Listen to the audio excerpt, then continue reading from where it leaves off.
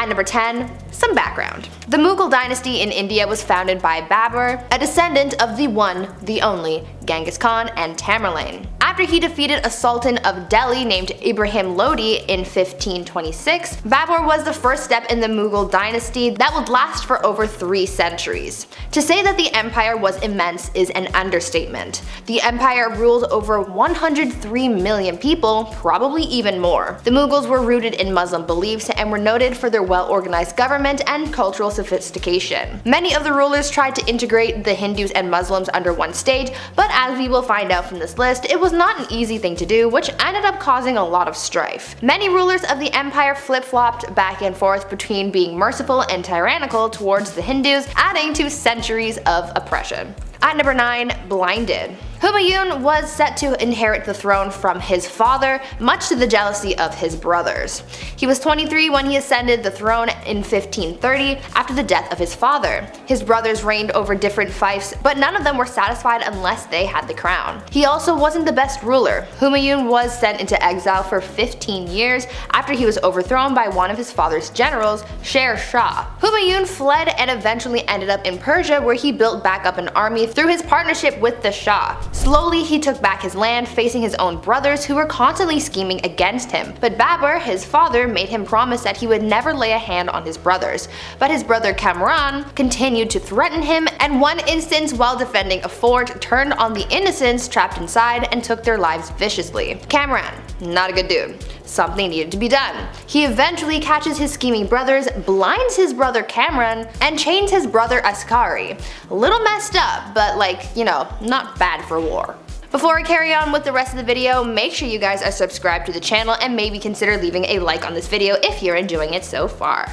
At number 8, Akbar. Humayun continued to deal with the competition of his brothers until finally his reign came to an end, but not in the way that you would expect. He was carrying a bunch of books up some stairs and he accidentally fell, leading to a lethal head injury. His 13-year-old son Akbar had to inherit the throne. Akbar would later become known as the Great, but that doesn't mean that he didn't do some questionable things. Where his father failed to conquer, Akbar swept through. But just like his father, he encountered jealousy and dangerous ambition in the dark corners of his reign. In Delhi, an attempt to assassinate him was made, the bowman nearly missing him. Who was behind it? The slave of a nobleman who recently tried to start a rebellion. But the plot thickens. Akbar's foster brother's mother had further designs to establish power for herself through her son, Adam Khan. Khan actually ended up taking the life of Akbar's foster father, which led to Akbar throwing him down the stairs and therefore killing him. The mother died 40 days later due to grief. Grief over her son or the loss of power? Who knows? At number 7, Jahangir. So this guy was super impatient to become the ruler and was getting tired of Daddy Akbar taking his time. So he revolted. Damn, this court honestly was just rife with rebellion. They never got tired of it. In 1599, while his father was otherwise engaged and away from the palace, Prince Salim led a revolt. During the revolt, he even skinned a man alive. Akbar was pissed about this and wrote to his son and said, quote, "I have never skinned a bird alive in my life, and you have treated a human being in this manner." Jahangir then went on to conspire against a close advisor of his father named Abul Fazl, whom Jahangir killed in a small battle. Despite Akbar being devastated at his son's behavior, he was the only male heir left to inherit, so on Akbar's deathbed he forgave his son and implored the nobles to recognize him as a leader. At number 6, sewed to an ox. Now Jahangir was emperor, but the trouble didn't stop there. I saw some sources recognize him as a somewhat benevolent figure, while others said that he was the exact opposite. He was pretty brutal, and his first task was crushing a rebellion against that which his own son began. Apple, not far from the tree. He was traveling to Lahore when he came across 2 nobles who were sympathetic to his son's cause, so he decided to punish them in a very peculiar and violent way. He ordered that one be sewed to the skin of an ass and the other to an ox. Now that is messed up. When he got to Lahore to face the rebels, he crushed them and blinded his own son as punishment.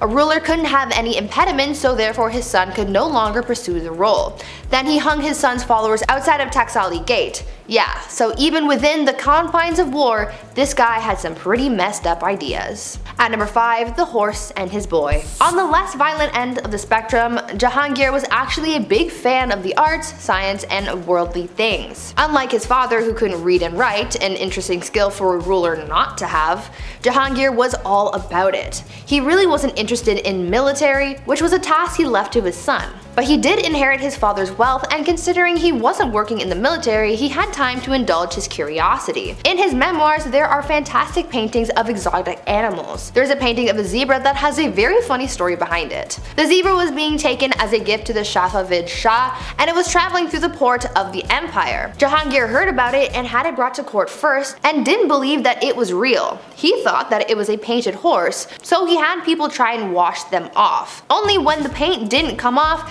did he realize his mistake and ordered that the wondrous creature be painted.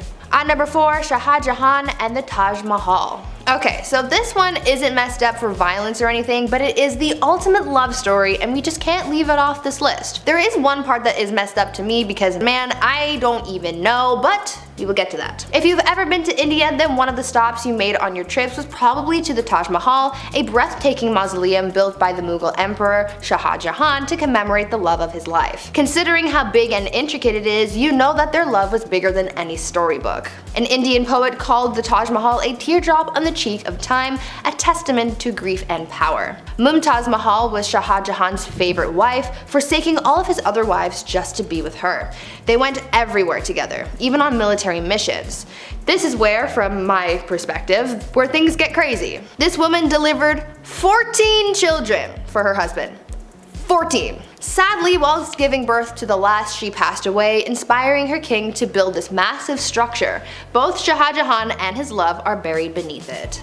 At number 3, brothers at odds. Shah Jahan's rule was considered the golden rule of the Mughal Empire, so how do you top that? Aurangzeb did not even bother trying, and he kinda sucked. He was Shah Jahan's third son, and he was a very military-minded man, showing tactical and strategic military skill and unrivaled determination. Whereas his brother was a man of letters, and no, not the kind from Supernatural. Aurangzeb wanted power, and so in order to secure his rule, he confined his ailing father to his own palace, caused the death of one of his brothers, and had 2 more of his brothers, a son and a nephew, executed. He was literally committing fratricide left, right, and center. But it didn't matter to him because he gained control. His desire to prematurely end the lives of those who stood in his way was described as, quote, a wolf thirsting for the blood of his brothers, end quote. You would think that this motivation to gain power and rule on his own terms would mean that he had big plans for the empire, which in a way is true, but those plans and changes led to a lot of oppression, but we will get to that in a bit. At number 2, staked. Before we get into the oppression that Aurangzeb caused to his empire, let's talk about Emperor Farrukh Siyar. Farrukh Siyar was emperor of the Mughal Empire from 1713 to 1719. He was described as an incapable ruler who gave his power to all of his advisors. His rule caused many conspiracies and plots to arise within the court. He caused a lot of people a lot of pain for his plight for power. With the help of his allies, he gave many of his enemies the gift of the big sleep, but by far the most ruthless thing he did was kill Jahandar Shah and Zulfikar Khan Nusrat Jung. What made their deaths so brutal was the fact that when they went the emperor hung their heads on poles, and just to add insult to injury, he made their parents walk at their funeral. Luckily for the people of the Mughal Empire, Farrukh Siyar was killed by unknown assailants at the instructions of his close relatives, putting an end to his awful reign. And finally, at number 1, the Great Oppressor. Aurangzeb's rule sort of had 2 chapters to it. At first, Aurangzeb was a capable ruler of a mixed Muslim-Hindu empire who was feared yet respected for his vigor and skill, but around 1680, Aurangzeb's rule changed drastically in both policy and attitude. His once unified people of both Muslims and Hindus broke apart, and people of Hindu faith became subordinates, not colleagues. On top of that, Aurangzeb added some more oppression to the mix and not only destroyed Hindu temples, but he also reimposed the jizya tax on non-Muslims, after the tax was initially banned by Emperor Akbar. For the first 20 years of Aurangzeb's rule, he did not impose a tax, but all of a sudden he started demanding these payments, and historians believe that Hindu uprisings are what caused the emperor to act harshly towards the non-Muslim population. This discrimination caused a revolt to unfold that Aurangzeb's third son supported. Aurangzeb spent his last 50 years taking his aggressions out on the Hindus in the empire, and it's for this reason that he is remembered by many as a tyrant. At number 10, the king of hobbies. Everyone has their interests, right? Like, for example, I like video games, and I like watching people scream at their teammates for not helping everyone else out. I'm looking at you, Blake. For kings back in the day, they didn't have people on Rocket League to scream at, so they had to find other interests. For Tsar Peter the Great, he had a lot of interests, and they were all very bizarre. Firstly, he had an obsession with short people, especially dwarves. To him, they were like his real-life dolls or something, and he would hold weddings for them and even hold lavish funerals, complete with small horses pulling a small coffin on a carriage, and even a very short priest to hold the ceremony. But other than this obsession with short people, he also dabbled a bit in medicine. He liked watching surgeries be performed like he was trying to be on Grey's Anatomy or something, but when watching the surgeries just wasn't enough for him, he would sometimes perform them himself. Now remember, he's not a doctor, so it's no surprise to learn that these surgeries rarely ever went well and people died. I certainly wouldn't trust him to give me any kind of surgery, but he was a king so he could do whatever he wanted. Peter the Great also loved dentistry. It is said that if you wanted to get all buddy-buddy with the king, all you had to do was let him pull your tooth. Sounds like the guy was one heartbreak away from starting his own medical drama, but in the worst way.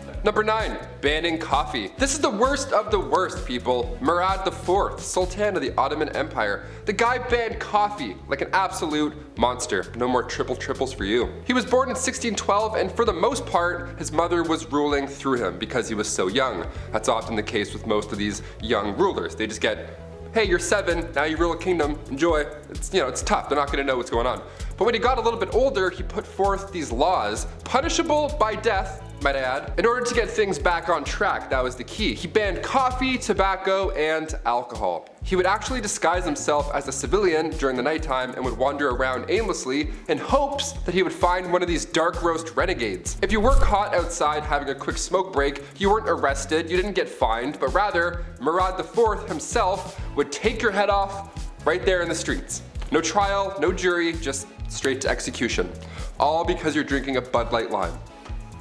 At number 8, why you mad? Now this could be a bit of a controversial opinion, but if your name includes the words the mad, I would assume that you're not doing too great, right? I mean, you have to earn that title, and if it's a title that harsh, that simply begs the question, what in the HE double hockey sticks did you do to get that name? Well, for Charles the Mad, he did a lot. Charles became king when he was only 11 years old, so that certainly didn't help his development, and knowing this kind of helps explain a lot of his actions. He was known for getting really angry and throwing fits of rage, and was known to give people the gift of the big sleep, if you know what I mean. Charles didn't always kill people though, only sometimes. Other times he liked to switch things up. Sometimes he would run around his palace pretending to be a wolf. Other times he would go through phases where he just really didn't want to keep up with his personal hygiene, and he would get so gross that he literally had to be cut out of his own clothes. Now I don't know how long you have to go without bathing to get to that point, but really I don't think I want to know the answer to that question. Charles also thought that he was made of glass, and so he would go through phases where he would sit completely still so that he didn't break.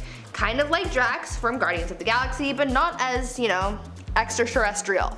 Well, maybe he was. That honestly would explain a lot. Number 7. Party hard. Zhu Huzhou was the emperor of the Ming dynasty in the early 1500s. Now lately we've been talking about kings and queens, we're on part 2s for both now, and there's a good amount who simply just aren't ready, they're too young to rule. Like Joffrey from Game of Thrones. Kings like that actually existed, they were horrible. They were young, they were too young to know what was right and wrong. Plus they usually have some corrupt parents whispering in their ears the entire time. Zhu took the throne at just age 14, and for a while, ministers were confident that he would grow into the role and become the leader that he was born to be. Well, when he got older, he transformed a zoo just outside of Beijing. He transformed it into his own personal brothel. Yum. I mean, on one hand, I'm glad the animals are free, but like a zoo?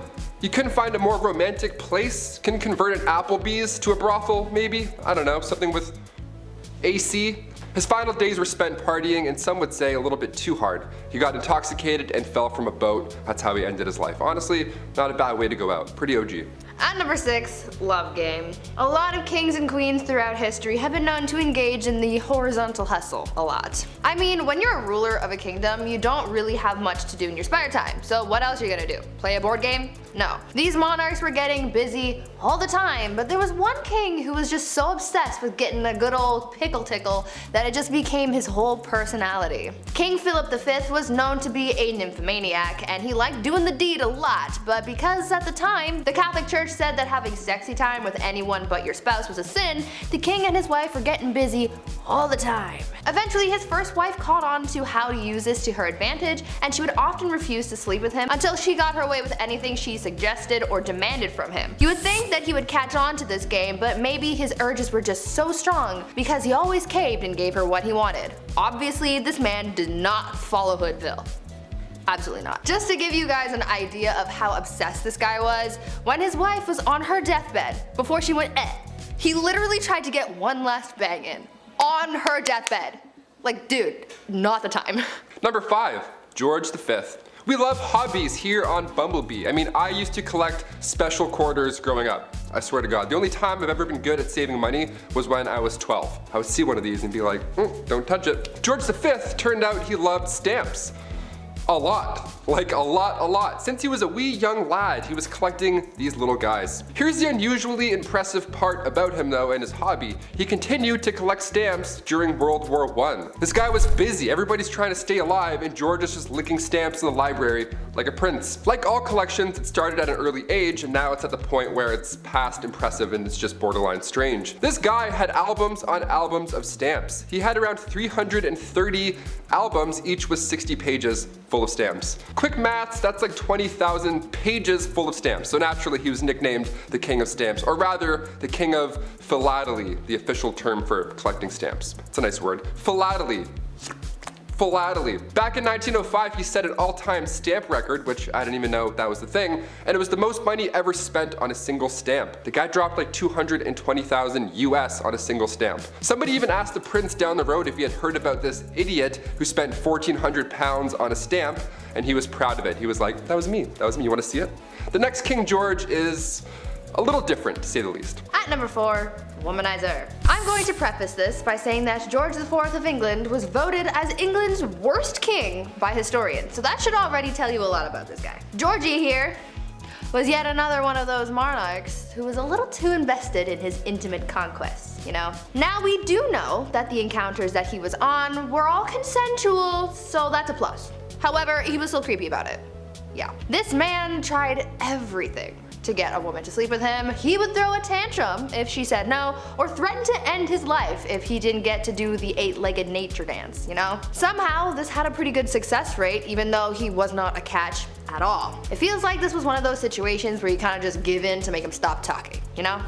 Anyways, this guy was super creepy because on top of the lengths that he would go to just to get some time in the sack, he also kept trophies of his conquests. He would ask each of the people he slept with for a lock of their hair, and he kept them all. Back then, it was kind of common for lovers to keep locks of each other's hair, but George's collection was alarming because of just how many locks of hair there were. After the king died, his brothers found 7,000 envelopes, each with a lock of hair that was, quote, enough to stuff a sofa, end quote. Fun fact, if you want to see this insane collection, it is in a museum in Scotland, so check that out if you want, I guess. Number 3, Kleptomania Part 2. On our spoiled queens list, Brie mentioned Queen Mary and how she just couldn't stop stealing, which is hilarious to me, just this old lady stealing your shit.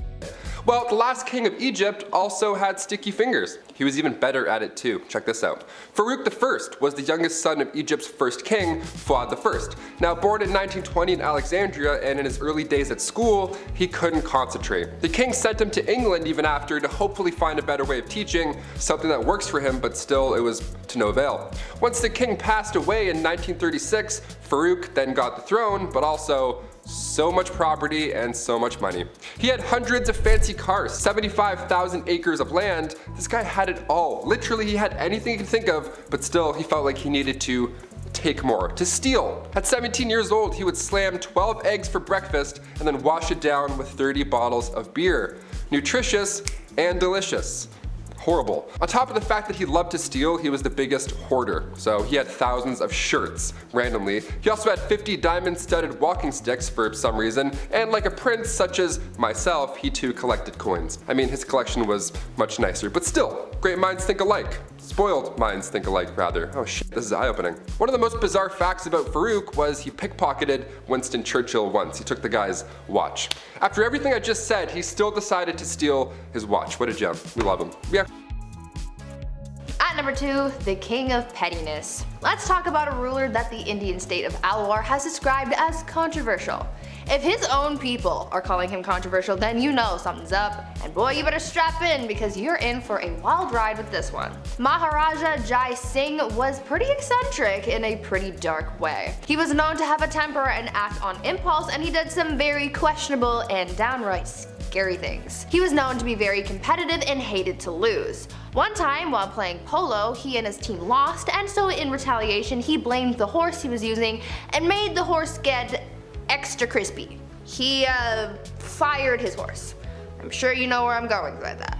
If not, use your noodle, I don't know. Unfortunately, the cruelty towards living things didn't stop at animals, and he was also known to kidnap women from the streets and go all criminal minds on them. On a slightly lighter note, though, the Maharaja was also known to be very petty. Once he went into a Rolls-Royce dealership, and the person working there thought that he was broke and ignored him. Thinking that this was insanely rude, he bought 7 Rolls-Royces, sent them back to India, and used them to pick up garbage. This guy was really just doing the absolute most. And coming in at our number 1 spot, King Ludwig II. Home renovation shows rock my world. I can watch, love it, or list it for months at a time. It's the dream, building your own home one day, and if you're a king, well, it's pretty easy to get that done. In our Spoiled Queens Part 2, I mentioned a princess that had a house made of ice, literal ice. Well, King Ludwig II had numerous castles built to resemble fairy tales.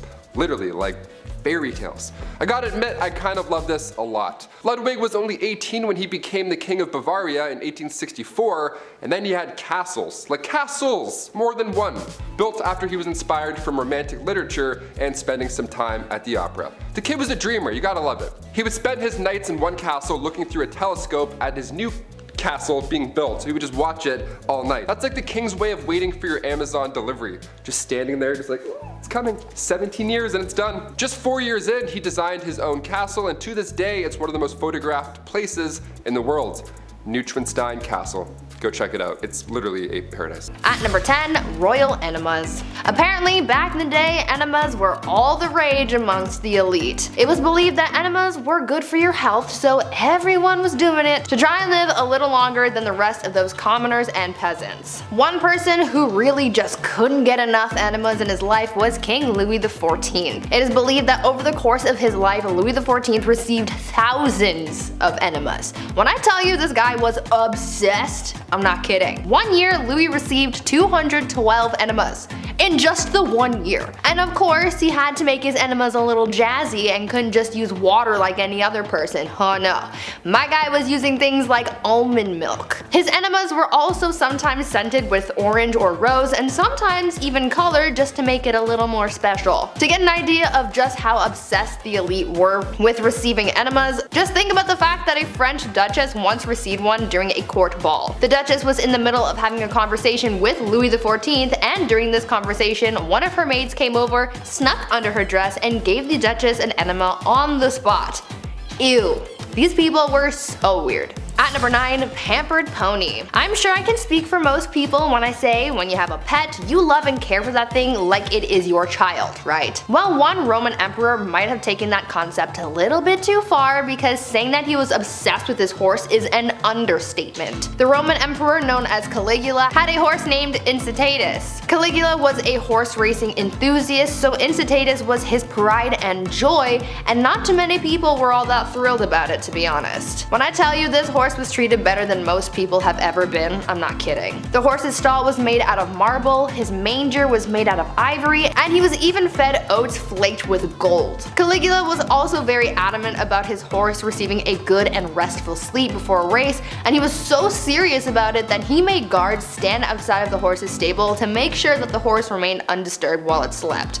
This horse even had its own furniture. Like, what is he gonna do with it? He's a horse. Caligula was so fond of his horse that he even made it a priest and promised to make him consul, which was the lead position in the Roman government after the emperor, highly coveted by senators. This was the last straw for people because the emperor was putting his horse above his own people, so he was assassinated. Now, before I carry on telling you guys about the wild and crazy things that kings did back in the day, I would like to first ask you guys to consider leaving a like on this video if you're enjoying it so far, and also maybe think about subscribing as well to see more videos like this one. At number 8, Mumia medicine. It's safe to say that medicine from the past is very different from modern times. These days we have pharmaceuticals to treat illnesses, but back in the days of old there were very different and quite questionable methods of treating ailments, and one of those methods included cannibalism. In the 16th and 17th centuries, it was common practice for elites like priests, kings, and other nobles to consume remedies that included human bones, blood, and fat as medicine to treat ailments from headaches to epilepsy, and this practice was called mumia medicine. At first, it started with people using Egyptian mummies and skulls from Irish graves for use in medicine, as bones would be ground and used in different tinctures for various uses. But soon, other parts of the body started to be used. Human fat was later used to treat ailments on the outside of the body, and blood would be consumed as well, as it was believed to contain the vitality of life. Several monarchs were known to use mumia medicine, like Charles II and William II of England, Francois I of France, and Christian IV of Denmark. At number 7, kissing sheets. For thousands of years, monarchs worried about the threat of being poisoned by their enemies, and so they thought of an array of precautions to take in order to prevent being taken out by some kind of spicy death sauce or something. Many monarchs hired tasters to try their food before it was given to the king to make sure that it wasn't poisoned, but some monarchs were also afraid of being poisoned through something that they touched. This is why Henry VIII hired someone with a very important job to make sure that his bed wasn't poisoned. The person who was tasked with making the king's bed was also required to kiss every part of his bed in the morning. They would kiss the pillows, sheets, and blankets to prove that someone hadn't smeared poison on it. The king was also concerned with people poisoning clothing too, so his clothes as well as his son's clothes were also tested for poison before getting dressed. At number 6, eternal youth. I know that there are a lot of people out there who want to live forever. I am one of those people. I am afraid of dying, but I also want to see what humanity will look like many years from now until the sun consumes the earth. Unfortunately, that's kind of impossible, at least for now, until we come up with some kind of way to make people live longer. But this idea of prolonging your life has been around for thousands of years, and one Chinese emperor was super obsessed with the idea and really tried his best to live for at least another 10,000 years. Emperor Ying Zhang was obsessed with finding a magic elixir that would make him live longer, and he demanded that his subjects find this immortality elixir for him. Now, even though he brought a lot of prosperity to people during his rule, he never let go of his demand for immortality, and it put a lot of pressure on his underlings to find him something to help him live forever, but obviously that didn't happen. He was so concerned with his lifespan that he even brought magicians into his court. His obsession alienated him from his people, and after all of that effort trying to live longer, he died at the age of 49. At number 5, no bathing. These days, bathing is kind of a necessary thing. Gotta be clean, you have to smell nice, you have to practice proper hygiene. But back in the olden days, this was the complete opposite, and nobles rarely ever bathed, and it was kind of a trend. Over time, physicians began to believe that bathing was dangerous, and obviously the nobility tried to protect their lives and well-being at all costs, and so they just stopped bathing. In a popular 16th century medical book, it was advised, quote, "Use not baths or stews nor sweat too much, for all openeth pores of a man's body maketh the venomous air to open and for to infect the blood," end quote. So yeah, they thought that taking a bath would make you sick. In the late 15th century, Queen Isabella of Spain would go around bragging about the fact that she had only ever bathed twice in her whole life. Weird flex, but okay. King James IV apparently never bathed, and his hygiene was so bad that he passed on lice to other people who went into a room that was frequented by the king. He also never washed his hands before eating and would just rub his fingers with the wet end of a napkin. These people were gross. At number 4, prankster king. You know that you're a spoiled king when you can pull pranks on people constantly and never have anyone try and stop you or fight back. This was basically the life of King Christian VII of Denmark, who was known for being pretty childish and playing pranks on people his whole life. He was a troublemaker through and through. He was known to play pranks on his grandmother by putting pins in her throne, and he would throw things at her, and he even ran through the streets with his friend and his mistress, destroying shops and patronizing brothels. He even made his own torture rack, had himself tied to it, and flogged. Why? I have an idea, but I don't want to think about that one too hard. One of the other weird things that he was known to do was leapfrog over dignitaries when they would bow to him. This guy was really quite immature. At number 3, saints in bed. I understand the desire to feel protected by whatever gods or saints you might believe in. That's one of the whole points of religion. However, I think some people can take that idea a little bit too far, and by some people I mean the Spanish royal family. These guys took religion very, very seriously, and they believed that following religion heavily would allow God to heal them when they were sick. So, when a member of the royal family was ill, doctors would remove body parts or even entire corpses of saints from churches and monasteries and would put them in bed with the person who was ill. Yeah, they slept with the corpses of dead saints to be healed of their sickness. Could you imagine if that was still how medicine was practiced today? At number 2, rat court-martial. There has been a record of many kings throughout history who were complete children through and through. Even though many of them grew into adulthood, they still acted immature, and one of the greatest examples of that was Peter III of Russia. He was not a good ruler or a good husband to his wife, who would later become Catherine the Great. Peter spent every night in bed with her playing toy soldiers because he was obsessed with his little dolls. He was so obsessed, in fact, that when a rat chewed the head off one of his toy soldiers, he was so upset that he held a proper military court-martial for the rat. He proclaimed the rat guilty of treason and had it hung in a tiny gallows that he had built for the occasion. It was weird, but in the end that bizarre event helped Catherine overthrow her husband, so I guess it kind of worked out for someone. And finally, at number 1, groom of the stool. Guys, I found the worst job in history. You think working at the 1-star Domino's pizza in your neighborhood is bad? Wait until you find out about the groom of the stool. The groom of the stool was a job created during the reign of Henry VIII, where the role was to monitor and assist the king in his bowel movements. They would carry around a commode at all times, and they were also tasked with monitoring the king's diet and meal times, and would organize the king's days around his break times. They were also tasked with undressing the king for him to do his business, and it's also been suggested that they would have had to, quote, cleanse the royal posterior as well. Sounds like a pretty crappy job to me, but I'm not funny. I'll leave. Number 10. No one's ever really gone. You may have heard that said when losing a family member, a pet, or in the worst Star Wars movies ever made. Sorry, not sorry Disney, those are terrible. But perhaps there is someone who is never really gone. Genghis Khan. Yes, that's right. The ruthless Mongol warrior who conquered so much in his time that we're still talking about it today. So why is this big bad warrior still with us today?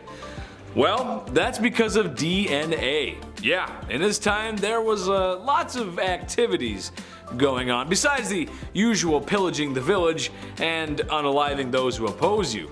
There were a lot of happy endings, let's say, and by that I mean forced non-YouTube friendly conduct bedroom happy endings. So much so that when a study was conducted back in 2003, 8% of men in Asia were thought to be descendants of the mighty man himself. 0.5% worldwide. That doesn't sound like a lot, but we're talking about millions of people here. Next time you go out, you may be brushing shoulders with the warrior's kin. Prepare for battle! Number 9. Henry again? Boy, it's really hard not to talk about this guy. But dude was kinda down bad for it. He's just most well known for his mistreatment of his wives, and by mistreatment, I don't mean getting into a fight over whether or not the toilet seat should be up or down and then having a very toxic argument in front of family members. No, because when Henry was upset with marriage, he wanted divorce, which honestly was kind of taboo for the time. Oh yeah, and he also beheaded 2 of his wives because that's how it goes. I know every couple has their issues to work out, but for most dads out there, having sun-drenched beer-fueled weekends, they never go beheading after that. Although, Dad's been staring at the lawnmower for a while and there's a lot of blades on that. Dad? While it is true King Henry VIII did behead 2 wives, he didn't do it to all of them. And at some points we're honestly quite pleased with his holy sanctity of marriage. Anyone who's ever been married can tell you how peaceful and sacred that bond really is. Number 8. The People's Princess. Okay, I know Prince Charles isn't exactly a king, but he is royalty, and the man kinda did Diana dirty. That's a quick and half put together allusion to a Michael Jackson song for the English majors and the audience. Being royalty isn't easy. Being royalty in a modern age when paparazzi overwhelm you with lights and cameras just for a juicy piece of gossip like, when was your last bowel movement? Is it slow? Extra extra, read all about it, the princess is constipated. That's just not fun. So after Prince Charles and Princess Diana had been married for a few years, you can understand how excited the media was to find out about their marital disputes. "There was 3 of us in this marriage, so it was a bit crowded," was a quote by Princess Diana that gave the media a field day. Sadly, Prince Charles was having an affair, and it wouldn't be too much longer that Diana would perish in a car accident that may or may not be organized by the royal family themselves. Number 7. Midlife crisis. This one's kind of generalized because if I didn't, I'd have to mention almost every king ever. So here we go. Back in ye olde times, the access to better healthcare just wasn't there. Doctors aren't washing hands. Imagine, Buddy eats some greasy mutton and then says, "Alright, time for your enema." But those aren't the only greasy hands around certain orifices I'm talking about. I'm talking about kings marrying older girls at the ripe age of 12. Yep, that's right. Nothing says experience and womanhood like being 12. People didn't live long, and oftentimes these arranged marriages had ulterior motives, like alliances or business really. However, that does not make up for marrying a 12-year-old who may or may not have started those super weird changing times, like when you were 12 and now there's hair showing up in places that you didn't know there could be hair. I sent a courier to the chief, and he came back with this message: "It ain't it." Number 6. Till death do us part. Love and marriage go together like a horse and carriage, but sometimes the crooning words of Frank Sinatra aren't enough to keep people in love. Sometimes marriages end up like the ones we see on sitcoms, but when there's no laugh track, it's not very funny, and sometimes divorce is the answer. Medieval Germans thought this too, and something they practiced was divorce by combat. Basically, the man goes into a hole with his arm tied behind his back, and the woman is free to move around with a sack of rocks. These proceedings are strange, as I'm sure no husband or wife married today would ever get so frustrated with one another that they would want to hit one another on the head with rocks. Oh, the blessings of being married. Number 5. Domestic disturbance. William the Conqueror was one down bad dude. The illegitimate ruler to the throne left a bad taste in some people's mouths, and was just as ruthless in silencing those rebellions that were always uprising against him as he was with the famous battles he was a part of, like the Battle of Hastings. But what I think he should be remembered by is the way he asked Matilda to marry him, or rather the extreme measures he took when she refused his advances because he was an illegitimate leader. William dragged Matilda by the hair out into the middle of the street and beat her until she agreed to marry him. I don't have to tell you how messed up that is, and I sure hope I don't. Number 4. Nero Sauna. The Romans were kind of a big deal, especially if you're into history. Large city, culture, and some other structures are still around today. That's kinda cool. But while the city of Rome may have been the best city on earth at the time, Romans themselves could use a little work.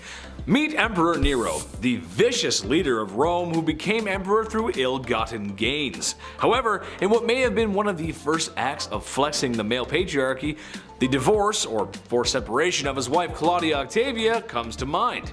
It was a rocky marriage from the start. There was a general dislike from the very beginning, but when Nero remarried, as emperors did, he had Octavia banished to an island, where shortly after she would be suffocated in a hot vapor bath. Her demise was sad for most Romans. Oh yeah, and they tried to make it look like she did herself in. That's messed up, man. Number 3. Pedestal. I think in a healthy relationship, you ought to put your partner on a pedestal sometimes. Maybe your partner is drop dead gorgeous, a promising athlete, really enjoys collecting stamps. You go, little rock star, collect those presidential stamps. However, Emperor Caligula of Rome had some other ideas. He would literally put his wife, who he claimed to love, up on a pedestal stark naked, and let his friends in the military gawk and glare at her. He would also say to her that he could end her life whenever he wanted, and put a knife against her for no reason. Weird flex, but okay. This guy was awful to everyone, as he tormented and unalived so many people. Well, you sure wouldn't want to see his face everywhere, as he liked to do just that. built statues of himself everywhere because after losing your family to his tyranny and looking at his wife, you need to know who's responsible for all this. That's messed up. Number 2. Duzong Duzong Duzong. That wouldn't really be a great fraternity name, would it? Well, the Emperor of Duzong of China would think differently, as when he was in charge, that's pretty much what the royal court looked like. Enough drinking to keep AA in meetings for 100 years, and enough ladies of the evening to... Well, I don't have a joke for this one, but there were a lot of them, trust me. Having massive parties like that and enjoying the company of other women is not how you respect your wife. To make matters worse, it seemed that too much partying may have been a bad thing. Who would have thought? As what he made up for in a fun weekend, he lacked in governing, as the Mongols were at his front door, or gate rather. Eventually, his empire would burn to the ground. All thanks to alcohol, and many women who laid down for their lives, literally. Number 1. Side piece. Look, I enjoy the company of a woman just as much as the next king sits on his throne. But in my opinion, once you find a wife, it's time to settle down, relax, no more crazy parties like Duzong. This is another generalization, but every king did this. Every king in the past has had mistresses, as if that is a totally okay thing to do to your wife and oftentimes the queen of your kingdom. I'm a reasonable guy, so maybe I can see having your side piece waiting in the wings to be stage center, but it's never one, is it? It's always multiple. Ladies of the past, all I can say is make sure you give birth to a boy and watch your back. They're coming for you. Number 10. What a drag. Bachelor number 1. What would you do if I refused to marry you? Well, I would probably get quite violent and lead to the destruction of 10,000 lives at the Battle of Hastings. Might just drag you around by your hair and see where the night goes. William I, or more appropriate, William the Conqueror, was a fierce warrior and the first Norman king of England. Being the illegitimate child he was to the throne, some people didn't exactly respect the power moves old Willie was making. People rebelled, and he crushed them. Oh, and there was this one time that he fancied a woman named Matilda. Being the respected woman that she was, she declined Willie's advances. Willie, not taking no for an answer, promptly dragged her around by the hair until she agreed to marry him. Gee, what a swell guy. Number 9. Let them eat cake. France had seen better days in the 1790s. People were starving, the economy was bust, and for some reason the poor citizens were being taxed the most. When cries were made from the people, they demanded that change be made. King Louis XVI, being the great leader he was, he listened to the people and there was no problem ever again. Oh wait, he did nothing and the country had a bloody revolution. The man supposed to be leading his people failed to act. In fact, he did less than nothing, often trying to silence the riots by force. But when people are very hungry and you're living fat with high society, you can lose your head in all that chaos. While the famous quote, "let them eat cake," may not have actually been said, it's a good reminder of the disconnect between the upper class and poor. Leaving your people to starve isn't the best idea if you want to be a king for a long time. Number 8. Cashback.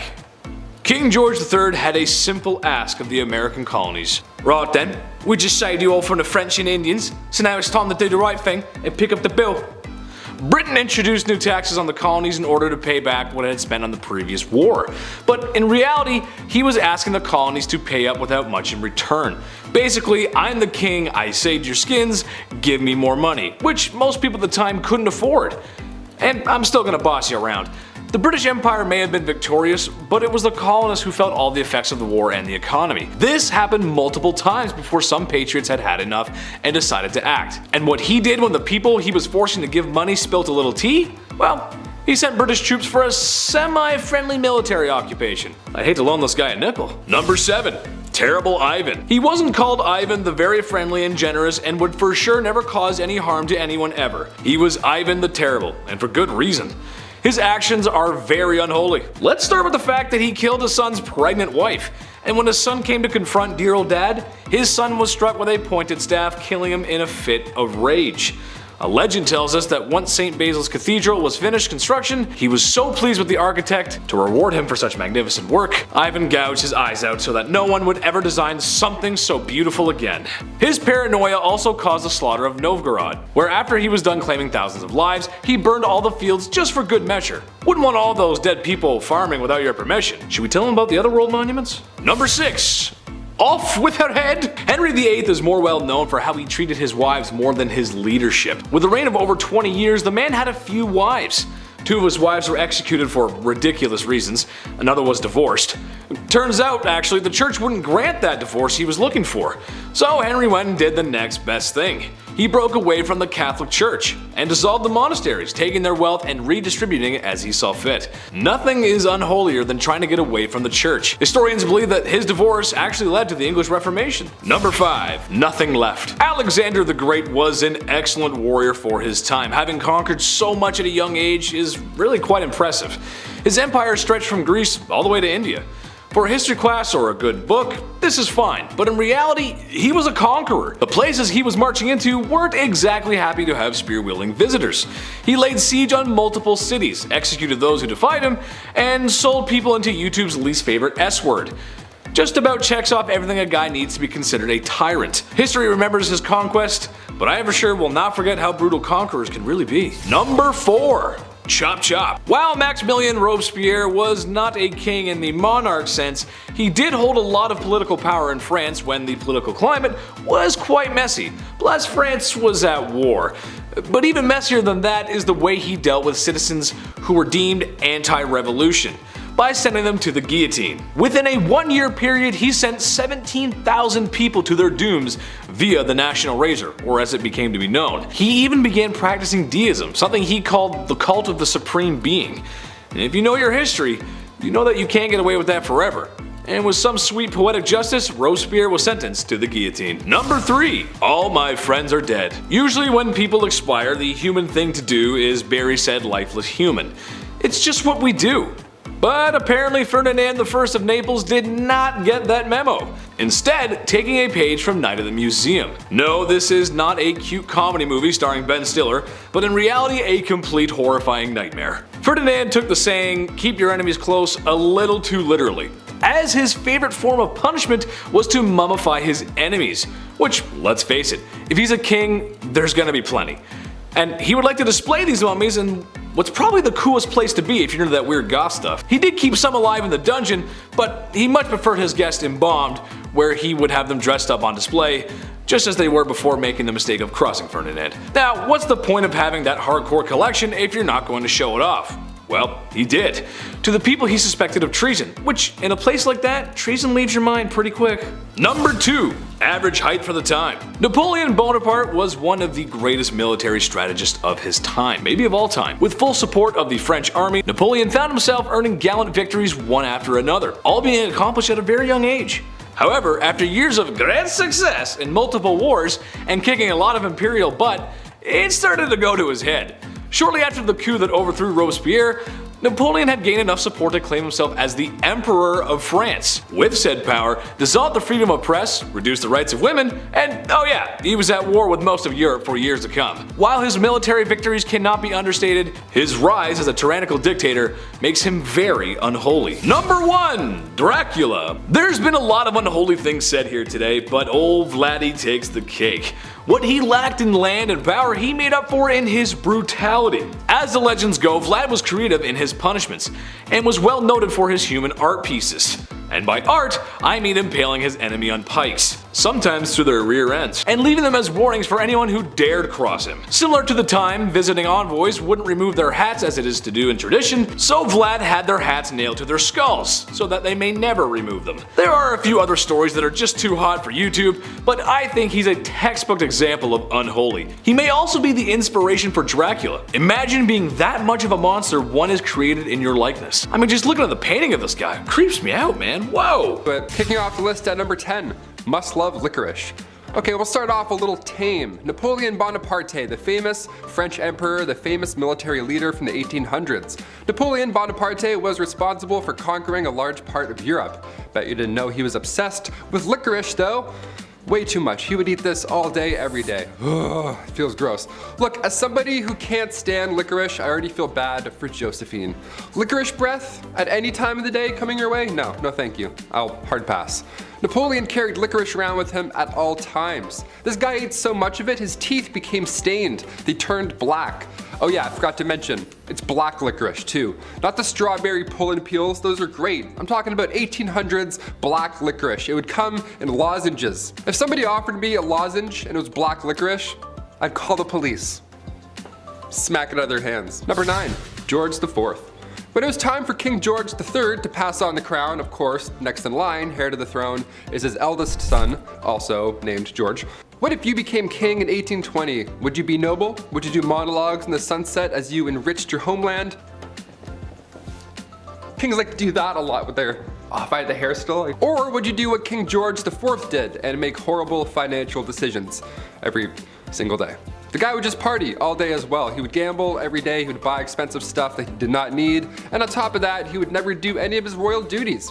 Guy wouldn't do his job. His father had to step in, classic. He figured the only way to settle all these new debts set in motion by George IV. In order to clear those up, George now has to marry his cousin, Caroline of Brunswick. The arranged marriage happened April 8th, 1795, and what was supposed to be a happy day for all was a nightmare for all included. They hated each other as soon as they met. I mean, obviously, he was a fool. George got heavily intoxicated for the wedding. He was just hammered the entire time. And then 9 months later, almost to the day, they had a child. And then right after that happened, they went their separate ways. So yeah, horribly unhealthy relationship. Once George became king in 1820, he then tried to divorce her. Like, what a fool. Just let it go. Let it all go. Let her go.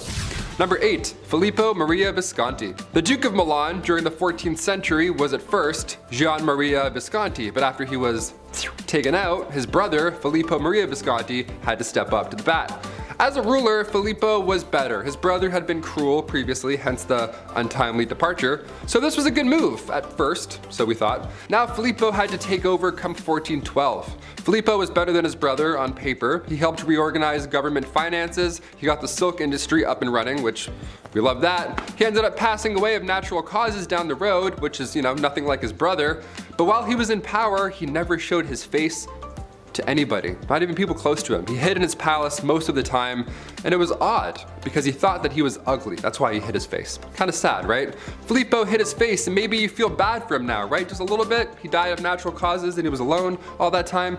Yeah, don't feel bad for him. This guy was horrible. He was jealous of his wife Beatrice Lascaris de Tenda because she was twice his age, twice as smart, and twice as powerful. So Filippo had her taken out in a courtyard publicly September 13th, 1418. Yeah, he accused her of adultery just cause he could, and he had some suspicions in his dark room by himself hiding his face. History is ugly, and sometimes it's literally ugly as well. Number 7, George I.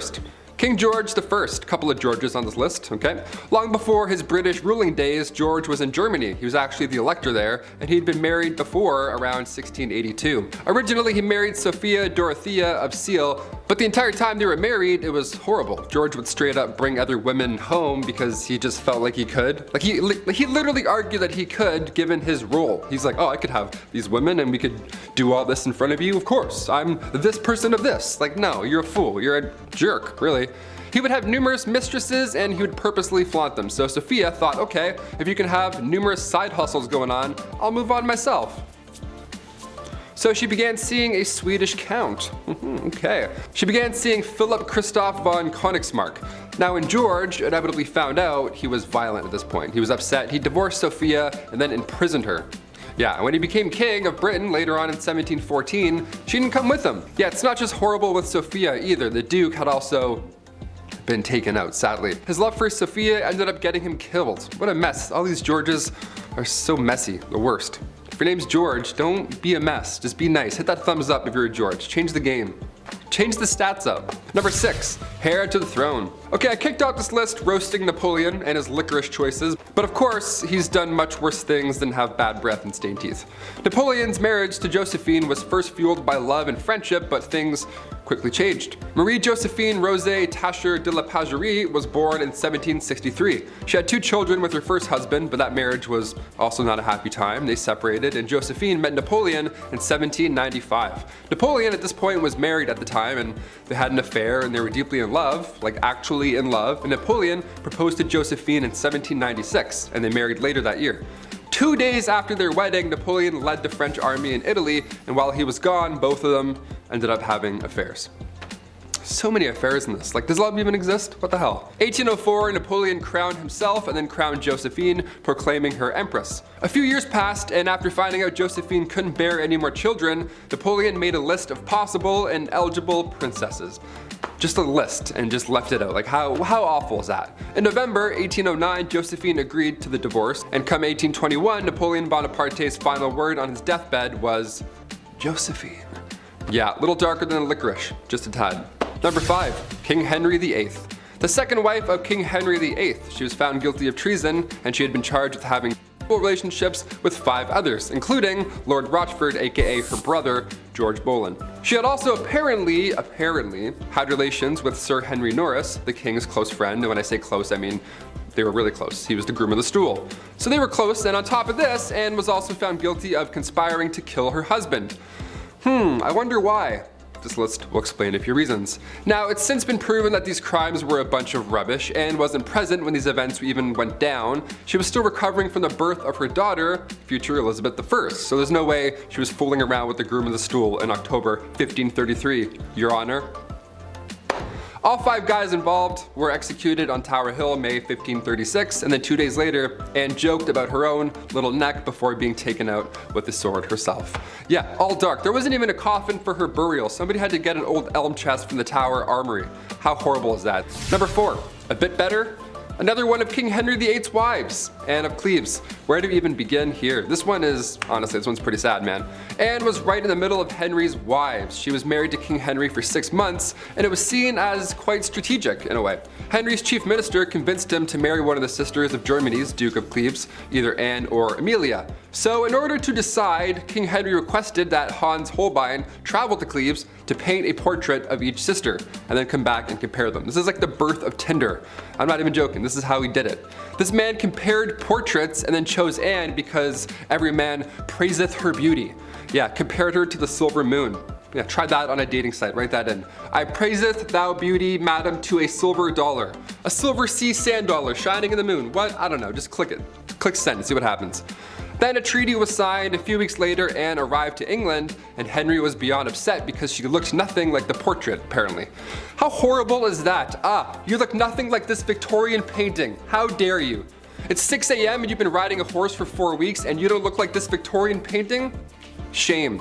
He tried to stop the wedding, but it was too late at that point, so they had to follow through. And on January 6, 1540, their marriage was official.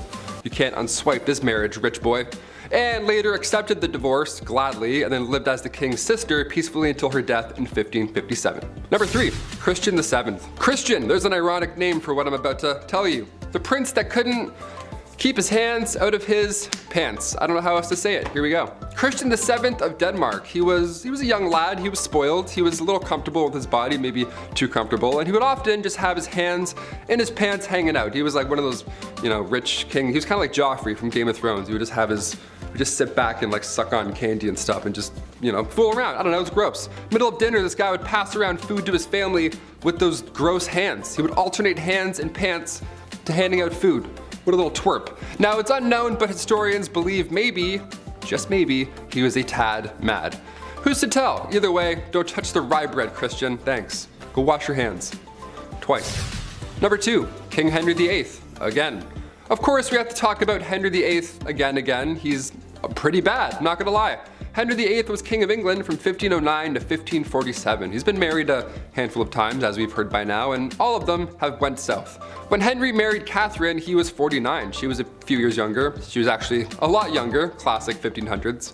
Way too young. And when they got married, Henry was not the same as he was when they had met. He had received a nasty jousting wound, so now he was gravely overweight. He didn't do anything. He just laid around all day and complained. So Catherine, of course, just wanted some, shred of a life, and being again quite young, too young, she decided to look for love. Well, God forbid you try and have a life in the 1500s, because then the young queen was accused of having an affair and was publicly and horribly taken out in the courtyard. And finally, coming in at number 1, Henry II. The relationship between Henry II of England and Eleanor of Aquitaine is pretty memorable. It's memorable in all the wrong ways, of course. When they first met, things were good, dare I say, with both of them. They were both young, and he was going to be king. He was young, king, guy, young man who's going to be king. And Eleanor, she was married, but once she got an annulment, their love was good. Their love was good and young and ready to be young king stuff. After the annulment in 1152, Henry and Eleanor tied the knot officially a couple weeks after. love moves quickly, apparently. Henry started having affairs, because of course he did. At this point in this list, we're not gasping at affairs, sadly. But come 1173, Eleanor had convinced their sons to go against father. Yeah, Henry didn't take this well, and he had Eleanor locked up for 16 years. He had died, so after that point she had resumed the royal roles, because at this point those two boys had grown up and inherited the throne, Richard and John. But being locked up for that long, what a nightmare that relationship was entirely. Kicking off the list at number 10, a goodnight kiss. We'll start off funny, okay? History can be funny sometimes, even when it's not meant to be, and it's meant to be completely serious. I can't help but read this information and laugh. Royals were sweating constantly about people trying to take them out, of course. I mentioned Boy Jones on here a few times. That guy stalked the queen over and over for years. Historically, these royals have been on the lookout for enemies, and the way that they prevent these attacks, yeah, sometimes it can be a little funny.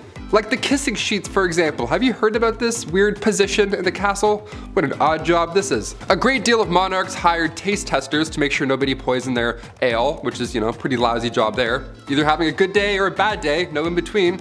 But they also had a guy kiss the king's sheets every day. He just kissed the entire bed. The king size, may I remind you, massive bed. King Henry VIII, this guy hired somebody to literally just go in, get snuggled up, and just make sure the king's bed wasn't poisoned. There's nothing on it that's gonna make the skin go all ouchy. But he would just get in his bed and just go to sleep for a bit. You were required to make the king's bed every morning, of course, and before he gets back in, you gotta get in and kiss that bed, man. You gotta kiss that bed real good. Mwah, mwah, let's go. Mwah. All right, time to clock out for the day. Mwah, one more for good luck. Clothes as well, that was touched. Maybe not kissed, but it was for sure worn and touched. It's so weird. Guys wearing my clothes in my bed. No way, I'd rather get poisoned.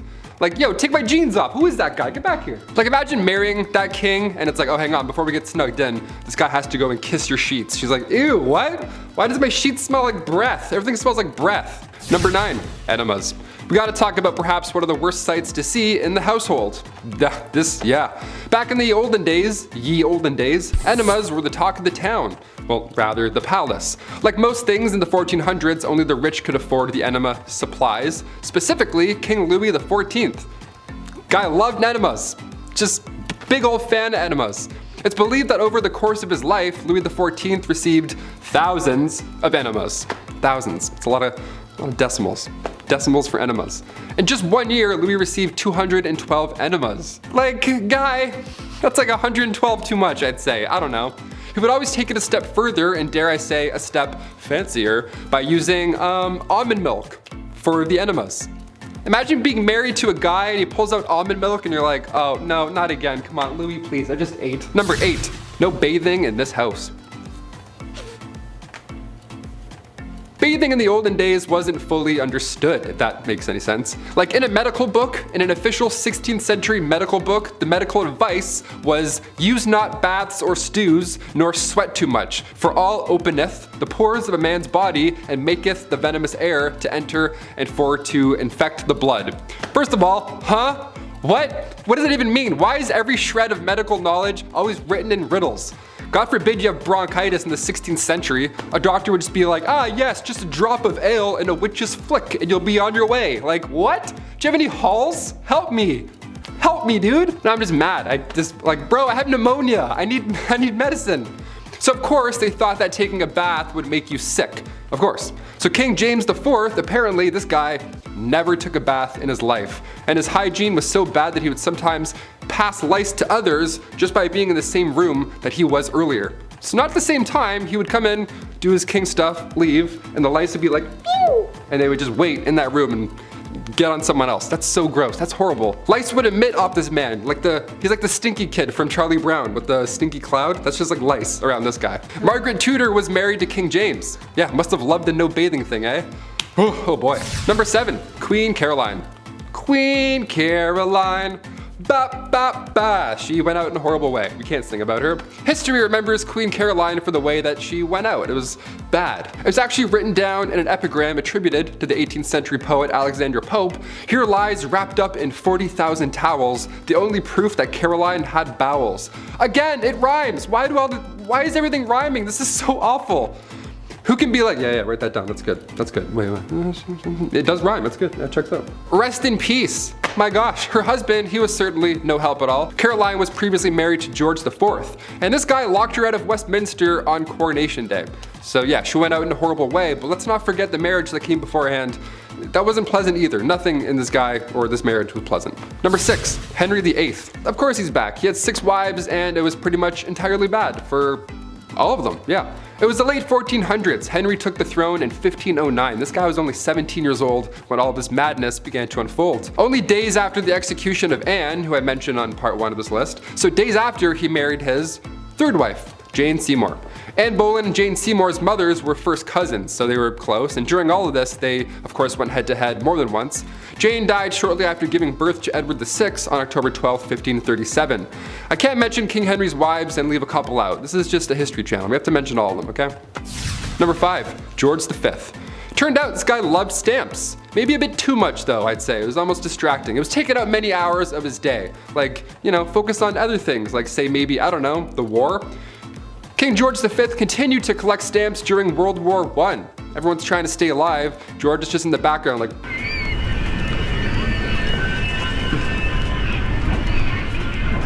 Like all collections, they started at an early age. It's now at a point where it's just, you know, past impressive and borderline strange. Especially if you're a royal, like you're really going hard with this. This guy had albums on albums of stamps. He had around 330 albums, each was 60 pages, full of stamps. That's 20,000 pages full of stamps. That's a lot, way too many stamps. So naturally, he was nicknamed the King of Stamps, or rather the King of Philately. That's the official term for collecting stamps. We're historians here, we have to make it official. Back in 1905, he set an all-time stamp record. Ho ho! The most money ever spent on a stamp. This guy dropped like 220,000 on one single stamp. Somebody even asked the prince down the road if he had heard about the fool who had spent 1,400 pounds on a stamp. And he was proud. He was like, oh, that fool? It was I. Number 4, Rudolph II. The Holy Roman Emperor from 1552. He was known as a collector. Yeah, some princes collected stamps, others collect zoo animals. We're all different. Yeah, his castle was home to lions, tigers, and not bears, but orangutans, so good luck getting your 8 hours. He also collected human artifacts, like body parts after they've been, you know, so that's watch your step, I guess. Welcome to MTV Cribs, don't mind the jar of eyes. Watch out for the lion's tail, careful. What a mess. He's quite important in history though, I guess. He supported the scientific revolution, and he also poured tons of money into astrology, so next time you read your horoscope, remember it's Bones in the Jar Benny that's responsible for that one. And also, in case you're wondering, yeah, he didn't pay attention to any of his wives or anything like that. He was just, no, jars for me, jars animals, I'm all set. Number 3, Don Carlos. Spanish crown prince, the guy who just enjoyed being the worst human alive. Let's talk about him. Back in the mid-1500s, the eldest son to King Philip II of Spain was, yeah, I want to say worse things, but he was just a really bad person. YouTube, he was just a bad guy. Now, it's been noted that he was born with a hunchback and one leg was shorter than the other. Historians like to bring that up first, and how maybe he had the odds against him with these disabilities growing up, and people often feel bad for him a little. To that I say, don't. Nah, don't do it. Don Carlos was made hero of the opera by his dad. Dude was fine. Philip II of Spain? Yeah, he would hurt a lot of people. He would hurt animals and people just for fun. According to historians, Don Carlos once made a cobbler eat a pair of boots because he didn't like how the pair of boots looked. He made somebody eat boots. We're not gonna feel bad for him on Bumblebee today. That's not what we're gonna do. He was also set up to marry Queen Elizabeth of Valois, the eldest daughter of King Henry II, but after a few hours, she was like, no, that's not gonna happen. No way. So she married his father instead. That's what happens. That's what happens when you're... In 1564, a few brides were lined up for Don Carlos. Mary, Queen of Scots, was one of them. Margaret of Valois, we know what happened with her, and Anna of Austria. But his mental conditions grew worse and it went south. Shocker. Number 2, Heart of Glass. King Charles VI, once nicknamed the Beloved and then quickly nicknamed the Mad. What happened? After he became King of France in 1380, he would have these episodes, let's call them. He would believe he was made of glass and he didn't want anybody to touch him. He had this glass delusion, which was surprisingly not uncommon, believe it or not, for this time period. Believing you were made out of glass in some way, shape, or form, be it in your head, butt, shoulders, or back, really spiked around the mid-1400s. And Charles VI, aka Charles the Mad, he wouldn't let anybody, not even his wife, near him at all. I'm not making fun of somebody for having a fear like that. I mean, most likely historians believe he was schizophrenic, so obviously I'm not ripping on that. But Alexandria of Bavaria, another royal who had this glass delusion, she too believed she had swallowed a grand piano made of glass, so she had to enter rooms sideways to avoid it shattering. I don't know what's going on with this glass delusion, but I'm glad it went away. I don't know. And finally, number 1, King George IV. Voted as England's worst king by historians, so that should already tell you a good amount of this guy. George was another one of those monarchs who was a little too invested in his, intimate side quests, if you know what I'm saying here, like all these other kings we've talked about. He was a bit busy, being a stupid fool. This man was trying literally everything to get a woman to sleep with him. Although he was the king and he was already set up, he was like, nope, I'm gonna go and keep trying with strangers and random. And he would throw a tantrum if they said no, or he would threaten to end his own life if he didn't get the girl. Like, you know what I'm saying? One of those kind of monsters. He would also keep trophies, lack of a better term, of all these conquests afterwards. He would ask each people that he slept with for a little piece of hair, and then he would keep them. He would like store them. Back then it was kind of common, I guess, for lovers to keep locks of each other's hair. Weirdly enough, because you don't have phone numbers or like any sort of way to remember someone, photos, I don't know. So you kept their hair. But after the king died, his brother found 7,000 envelopes, each with a lock of hair that was, quote, enough to stuff a sofa, end quote. So yeah, I'll leave you on that note. I think there's a hair in my mouth, that's kind of gross. Kicking off the list at number 10, a fool. While ancient kings have all the riches one man can possibly have, it's still somehow never enough. Kings also have their own walking, talking party. Yeah, how fun is that? The earliest accounts of the fool go back to the 11th century. These fools were hired to liven up the party. Most of you may have an image of a jester in your head, just jumping around on tables, telling jokes, juggling with big pointy shoes, wearing pajamas. Yeah, that's pretty accurate. It was pretty fun. One of the best jobs to have was the title of a minstrel or a fool. It was an honor to have, really, and the fool's payment was no joke. Roland Le Picheur was rewarded with 30 acres of land from King Henry II, as long as he showed up to court every year on Christmas Day to fart. Literally, he would show up and fart around. But these fools also held responsibility in their silly little lips. Fools needed to find the balance of humor and wit. It was harder back then than anything. Many of these jesters were given the role of advisor to the king and queen. The phrase, "don't shoot the messenger," this is where it comes from. The jester would have to tell them horrible news, but in a fun, positive way. For example, back in 1340, King Philip IV, his fleet was destroyed in naval battle, the British completely wiped them out, and it was an otherwise devastating loss, but the jester, the fool, brought this news in a light way. He said to the king, they don't even have the guts to jump into the water like our brave French do. And then he farted and disappeared. Number 9, access to clean water. Today in a modern world, there are things that we just can't live without. A vape pen, Starbucks, and that weird looking back massager that everyone says they bought for their backs, but it's actually for their undercarriage. Speaking of undercarriages, you don't want to drink from the water from underneath one. Dirty, muddy street water is bad for your health. The ancient kings of old knew this. It was common knowledge that drinking dirty water could lead to you spending more time squatting over a hole than spending time with your family, and nobody wants that. Life for citizens who were not royals could have it pretty rough. Ancient kings had the luxury of having clean water, or somewhat, it's still kinda not so clean, or at least more clean than the commoners. Through methods of fresh spring water, boiling, and even some early filtration methods, they had access to better water that wouldn't make their guts hurt. With that being said, a lot of times given the sussy nature of water, a lot of kings just drank alcohol, which honestly might have saved them since the alcohol could possibly kill harmful bacteria. The one time in life that boozing might save your life. Anyone got a beer? Number 8, ladies first. These ancient kings, they could literally do whatever they wanted. And it's important to note how they would act if they didn't get what they wanted, right? Like George IV of England, he's referred to as England's worst king by historians. Great title, even worse than King Joffrey, what do you know? It's one thing to spiral into debt, that's classic king behavior. MC Hammer went broke, we get it, it happens. But George IV, he was all about the ladies, a little bit too much. All he wanted in life was just to hook up with women, that was it, his only desire in life. And if they weren't interested, George was known to throw fits. He would cry and stomp his feet, literally. You know how those brave and bold kings do? George would offer these ladies money, although they weren't for sale, so that wasn't a great plan and didn't work a lot of the time. And George would go so far to threaten his own well-being if they refused. How terrible is that guy, right? Just imagine that conversation, how insane. What takes this to the absolute next level though is that George would keep a lock of his partner's hair after they had spent the night together. Now I know you're freaking out, maybe you're like, huh? Maybe you just choked on your rye bread sandwich a bit, that's more than fair. At the time, this wasn't abnormal behavior. I mean, you know, lovers would exchange their hair instead of phone numbers, I get it, it's back in the old days. But George, He had a lot of hair. He had like a lot of hair. He had like 7,000 envelopes filled with hair. I'm over here exchanging phone numbers at the club. Like, what am I doing wrong? Am I, doink? Call me, peace. Number 7, food. Nice. Whether you like it or not, at some point in your life you're gonna have to eat, and if you're like me, that means all the time. Steaks, ribs, beer, Burger King, pizza, pasta, ham, and chicken wings. Nice. It should be no surprise that I like beer and barbecue, and to answer your question, yes, I am the most fun guy to be around at the barbecue. Why? I just like to have fun and I like to eat good food, man. That's just it. Imagine a world, however, where there is no pizza and chicken wings. I know, it's horrible, right? Ugh. Food was always a concern of commoners in ancient times, and as much as I love meat, it wasn't always available. They just didn't live in the industrial agricultural world that we live in today.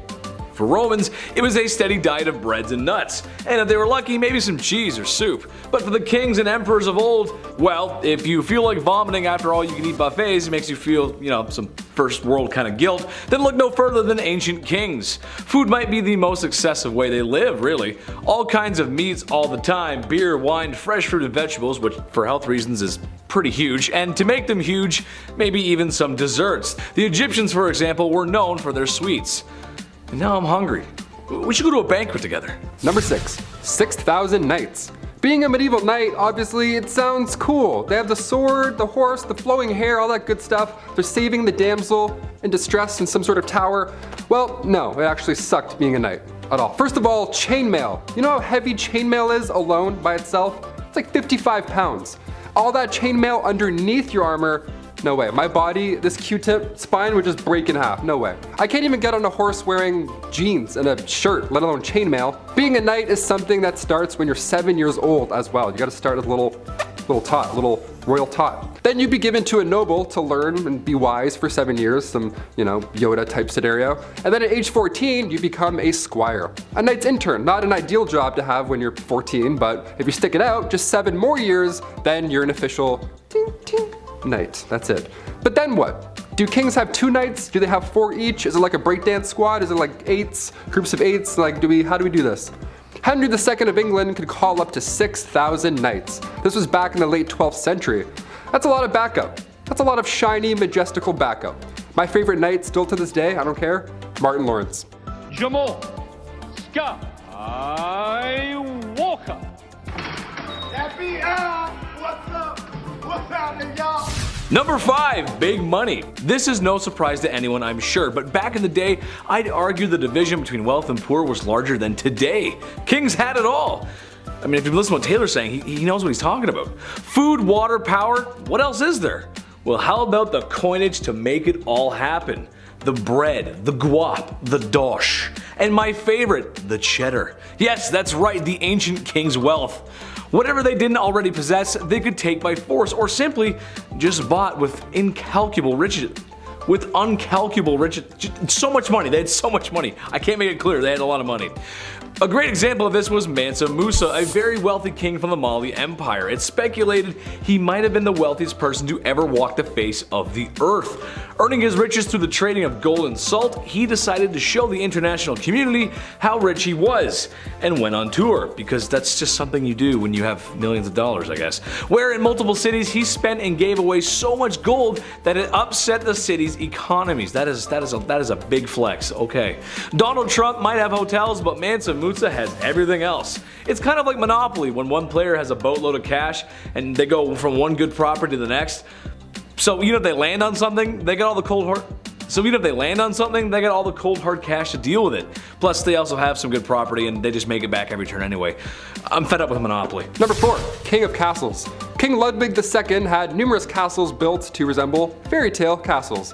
Yeah, let's call this inspiration, I guess. What a privilege this ought to be. Ludwig was only 18 when he became the king of Bavaria back in 1864. And then he had castles built as, he was inspired from romantic literature and spending time at the opera. You hear that, Andrew? He was inspired after the opera. What a poet. It's crazy. Crazy. Must be nice, right? King Ludwig II would spend his nights in one castle, looking through his fancy telescope, admiring the next castle being built. What? He even freestyled the castle as well. Yeah, just 4 years in, the guy designed his own majestical castle. To this day, it's one of the most photographed places in the world, so Clearly he did something right. Neuschwanstein Castle, literal fairy tale, there we go. Meanwhile, I'm over here making castles in Minecraft. Still fun, we'll take it. Number 3, jousting. First there is bread, and then there is wine, and then there is entertainment. You can't tell me while a delicious plate of nachos dances like a ballerina in your microwave, you didn't pull up some super cool content to watch on your phone. Maybe featuring a large, kinda funny comedian, and maybe also featuring a super handsome, tall, funny comedian with a neck thing, I don't know. Kings of ye olde times did not possess the power of the internet or watching fail videos, so watching combat sports was the next best thing. Oh, what's that I hear? Watching the sport isn't enough? Well, some royalty even got involved. King Henry VIII, for example, just loved to joust because he did. He even had an accident with such, and it's what might have made him gone mad in the first place. Number 2, banning coffee. This is the worst of the worst, people. Here we go. Murad IV, Sultan of the Ottoman Empire, the guy banned coffee. What a monster. I would be asleep right now if coffee wasn't a thing. He was born in 1612, and for the most part his mother was ruling through him because he was so young and all. But when he got a little older, he got a little wiser, he put forth these laws, punishable by death, may I add, in order to get things back on track. That was the key. The guy banned coffee, tobacco, and alcohol. What a fun guy. He would actually disguise himself as a civilian at nighttime and then wander around aimlessly in hopes that he would find one of these dark roast renegades just wandering the roads. If you were caught outside having a quick smoke break, you weren't arrested, you didn't get fined, but rather Murad IV himself would just take off his hood and be like, surprise, and then he would take off your head. Right there in the streets. No trial, no jury, just straight to execution. All that for some stale ale. What a monster. Number 1, groom of the stool. For some reason this job was considered to be higher up, a well-respected job, if you will. However, I'd like to ask the man in charge of such an operation how he felt. I can imagine he wasn't too fond of his job. Hands never clean, hands never clean. The groom of the stool is someone who would assist the king in his bathroom duties by supplying fresh water, towels, and whatever a king needs. He may have also been responsible for cleaning the forbidden starfish. May the divines of Skyrim have mercy on his soul. I guess this had to be done, but I don't know if I could ever even do that to another human being. If you've ever eaten Taco Bell late at night and washed it down with some Baja Blast, then you know the kind of explosion awaits the porcelain throne in the morning. So yes, having a servant present at your bowel movements is a privilege that most other folks just didn't have, but would you really want one? Number 10, King Midas. Most people know the story of King Midas, but in a nutshell, he was a king who was granted the power of everything he touched turned to solid gold. So, no, he didn't exactly buy anything with that kind of power, but the man can have anything he wants or buy anything he wants. It's a lot of gold. This sounds great, but it's really awful for a couple of reasons. One, that is pretty much the moral of the story, and the other is, well, some basic economy stuff. The first reason this would suck is that 1, you should never be too greedy, and you really shouldn't. And you should always be careful what you wish for. This blessing quickly turned into a curse as Midas could no longer eat. Which, that's bad. Not eating and everything you touch turned to gold. Ugh, you couldn't hug anybody? It's terrible. The other issue would be his wealth. You'd have to be very careful on how many items you actually touched, as producing too much gold would eventually devalue the price of gold. Especially if you touch a bed or something, that's a lot of gold. Imagine how much a solid gold bed would weigh, how much that would be worth. So in reality, you would be both starving and poor. Number 9, Mansa Musa. Sort of related to the King Midas issue, Mansa Musa was probably the richest man to ever walk the face of the earth. A king from northern Africa who exploited his country's salt and gold reserves. His estimated wealth today would be around the $400 billion mark. $100 billion US. Ooh, that's a lot of money. Tough to actually measure it exactly because it was from so long ago, but it could be less, and some say it could actually even be more. Mansa Musa went on tour one year to see all the beautiful things he could of the ancient world, and you can't take a little vacation without buying something at the gift shop. Mansa Musa was so rich and spent so much money in a few towns that he visited that he single-handedly upset the economy of those cities. Elon Musk wishes he could. So he basically bought a lot of stuff, and it was unusual because it upset the economy. Like, he destroyed the economy of those towns. That's insane. Number 8, Michael Jackson, the king of pop. Ah, see, I got you. I pulled a sneaky on you. But yeah, he's still a king. And maybe he was the biggest celebrity who ever lived. Would Halloween really be Halloween without Thriller? And how could cool guys let you know they were cool in the 80s if they didn't have all that leather jacket and stuff? You wouldn't be able to know. You just wouldn't. Well, maybe some things you don't know about Michael Jackson were his shopping habits. The man loved shopping. And with that kind of money, well, you can do anything. Well, some may remember his chimp, his Neverland mansion complete with carnival rides, an arcade, and even an oxygen chamber in case Darth Vader was coming over to stay the night. However, something very strange the man tried to do was he tried to buy a very strange man himself, or rather his bones. For some reason, Michael had a fascination with the Elephant Man, a man with severe facial deformities and freak show performer from the late 1800s. Michael tried to purchase his remains. That's it. That's the point. He tried to buy him. They wouldn't let him, but he tried. That's a weird thing to buy. Whenever I hit the number, I don't go, hey, 1-800 museum people, someone bring me King Tut. I want it. Number 7, Elvis Presley. Lots of similarities today. Elvis Presley, before Michael Jackson, he was probably the most famous person to ever exist. The king of rock and roll, baby, that's right. All I'll say is phone your grandma and ask her how she feels about him. She probably says she loves his music and those gyrating hips. At the time, it was pretty controversial. Boy, only if they knew what was going on today. Whew. Sorry 50s atomic families. Well, being that Elvis Presley was the king and the first celebrity to be idolized the way we do with modern celebrities, he became quite wealthy. Well, with all that money, he bought some weird things, including a chimp. Everyone's buying a monkey, they want a zoo, I don't know. A mansion property he named Graceland, a pink Cadillac for his mother, and strangely enough, he bought FDR's yacht. Yeah, what? That's so weird. Good president, sure, but does it really have room for a monkey in a pink Cadillac? I don't know. Number 6, French royalty. This one is more about Marie Antoinette and King Louis XVI. It's kind of like a two-pack, kind of like a couple, but trust me, it all makes sense in the end. Again, anything they bought, it was probably the king's wallet, wasn't it?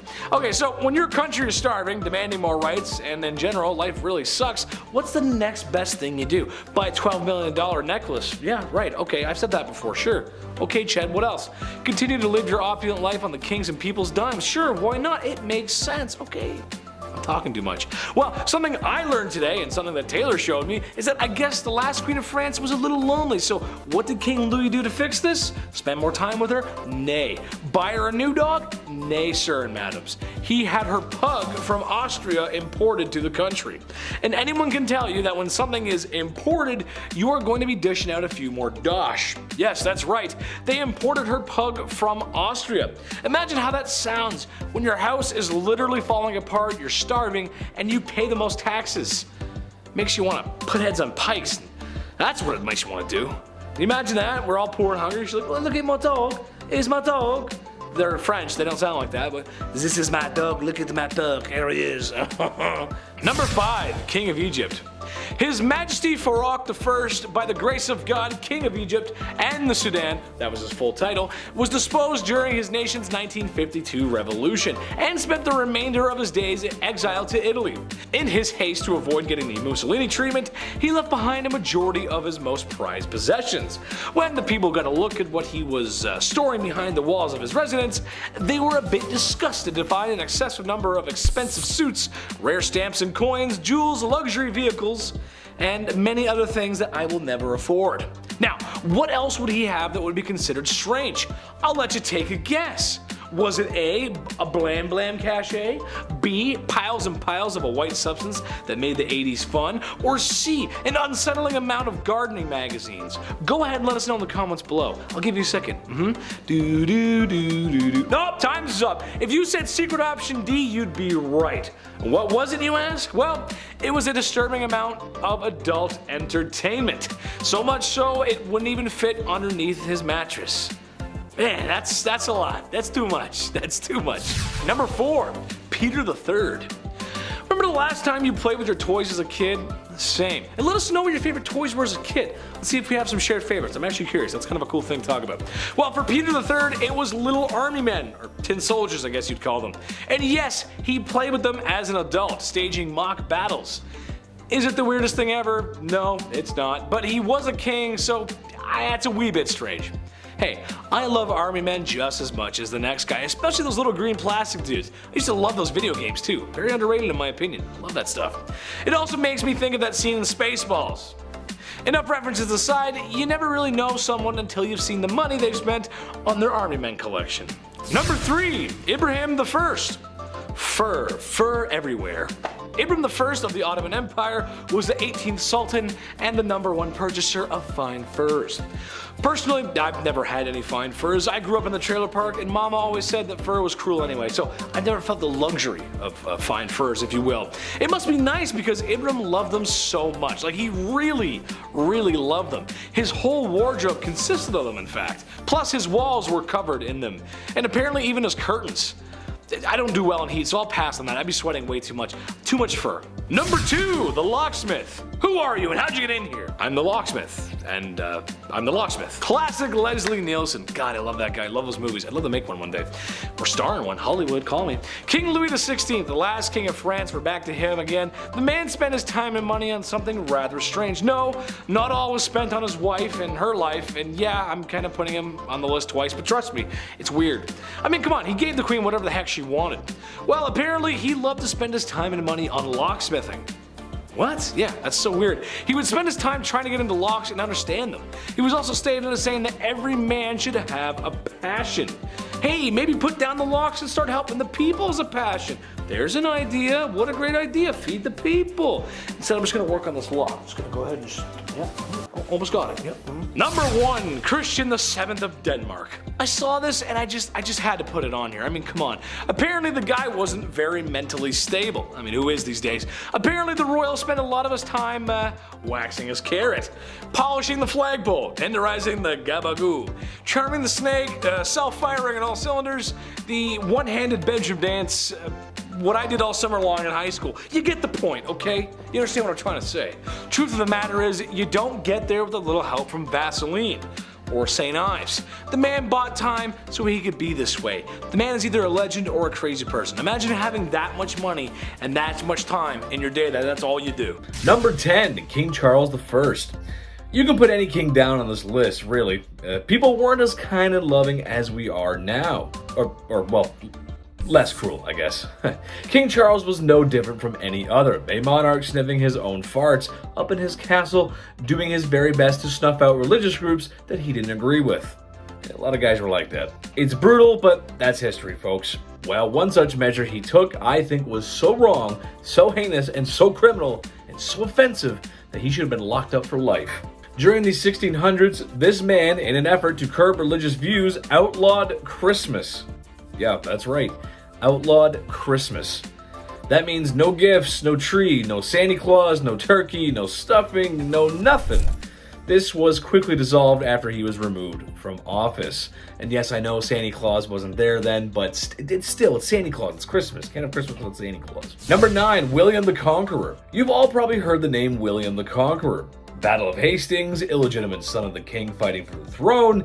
Very violently too, I might add. However, today I want to talk about his dating skills. Look, dating can be hard. I get that. There's a lot of anxiety, especially when self-image comes into play. Ooh, I'm too fat. I hate my nose. And what are these legs? Ugh, no one's gonna like me. Everyone thinks like that. And it's always usually right before a date, too. You could be staring in the mirror and then all of a sudden all your bruises, pimples, and blemishes seem to show up out of nowhere. It's weird how that works. Well, William was different though. He was more confident. He didn't have confidence issues like the rest of us. To quote a brilliant chemist, he was the one who knocks. As the story goes, he was quite fond of one lass. She was not fond of him. Classic story, really. So after trying to court her several times and failing, he decided to drag her on the ground by her hair until she said yes. Don't do that. That's bad. Number 8, Genghis Khan. I don't think some folks realize just how brutal this guy really was. I mean, if you've ever played the Ghost of Tsushima game on PlayStation, then you know exactly what the Mongol horde is capable of. Naughty things. The man carved out most of Asia and parts of Europe. In one battle, allegedly, taking the lives of 1 million people. And all that remained was a mountain of bones and human fat. Ugh, gross. He's been known on how not to treat a lady and reportedly liked to use his young and newest soldiers as arrow fodder by creating human shields with them. A lot of conscripts in his army were often taken from villages that he conquered. It's kind of how he kept the machine going. So either fight with me or that's picture wrap for you. What a nice guy. What a swell nice guy. Jeez. Number 7, Galeazzo Maria Sforza. This guy was just bad. Like all bad. Not like Deadpool where he does some bad stuff for good reasons, anti-hero kind of guy. This guy's just straight bad, straight evil. In one story of the disturbed king, he had a rival's hands chopped off. No more tennis matches. He left prisoners in hanging cages, and even had a priest that made a prediction about him that he didn't find all too flattering in prison with little food and water. It got to the point where the man had to eat his own refuse. So if you cross Galeazzo Maria Sforza, don't do it. Number 6, Ivan the Terrible. I'm not that familiar with Russian history before the year 1900, but there is a lot to unpack. It's not all Lenin and hammers and sickles and such. Ivan the Terrible was the first Tsar of Russia, and he was quite the specimen. From having struck his daughter-in-law and unlifing his son in a fit of rage, he was one nasty dude. However, I believe the story of him in St. Basil's Cathedral is more noteworthy. As the story goes, Ivan commissioned an architect to build St. Basil's Cathedral. If you've ever seen it, you know how gorgeous it is. All the onion palace buildings and whatnot, you know what I'm talking about. Ivan was so impressed with the architect's work that he had his eyes gouged out so that no one could ever build another structure or gaze upon another structure as magnificent as the cathedral. That's hardcore, dude. That's pretty hardcore.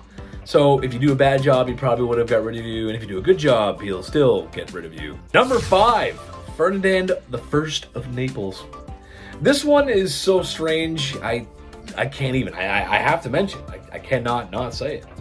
In a nutshell, Ferdinand looked normal, just your average European king. I mean, what could be wrong about this guy, right? He looks pretty normal. Well, the guy was basically Buffalo Bill.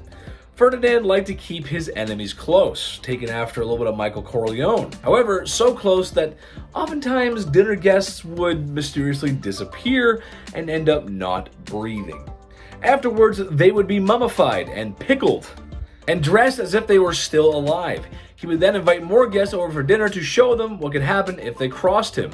He would open the doors and show them a sick dinner-esque area play thing of people dressed up, and that's what bad people do. That's what Buffalo Bill would do. That's gross. We don't like that. Number 4, Henry VIII. Are you even surprised he's on this list? I mean, come on, it's Henry VIII. But I support all healthy marriages, and I support healthy divorces. Sometimes things just don't work out, but that doesn't mean you have to go all Johnny Depp on the situation. There's better ways to work things out. Well, in Henry's case, it may not be televised on national TV, or global TV in this case. It was more like Edward Scissorhands, if you will. Henry VIII is famous for dealing with his wives. When the church would not grant him the divorce he so wished for, he removed his wife's head from her body. And then he remarried and divorced another, and then another one lost her head and then divorced another, and then finally he passed away and the wife lived on. It makes sense, sure, that's... All I'm saying is the man went a little too far, that's all I'm saying, just a little bit.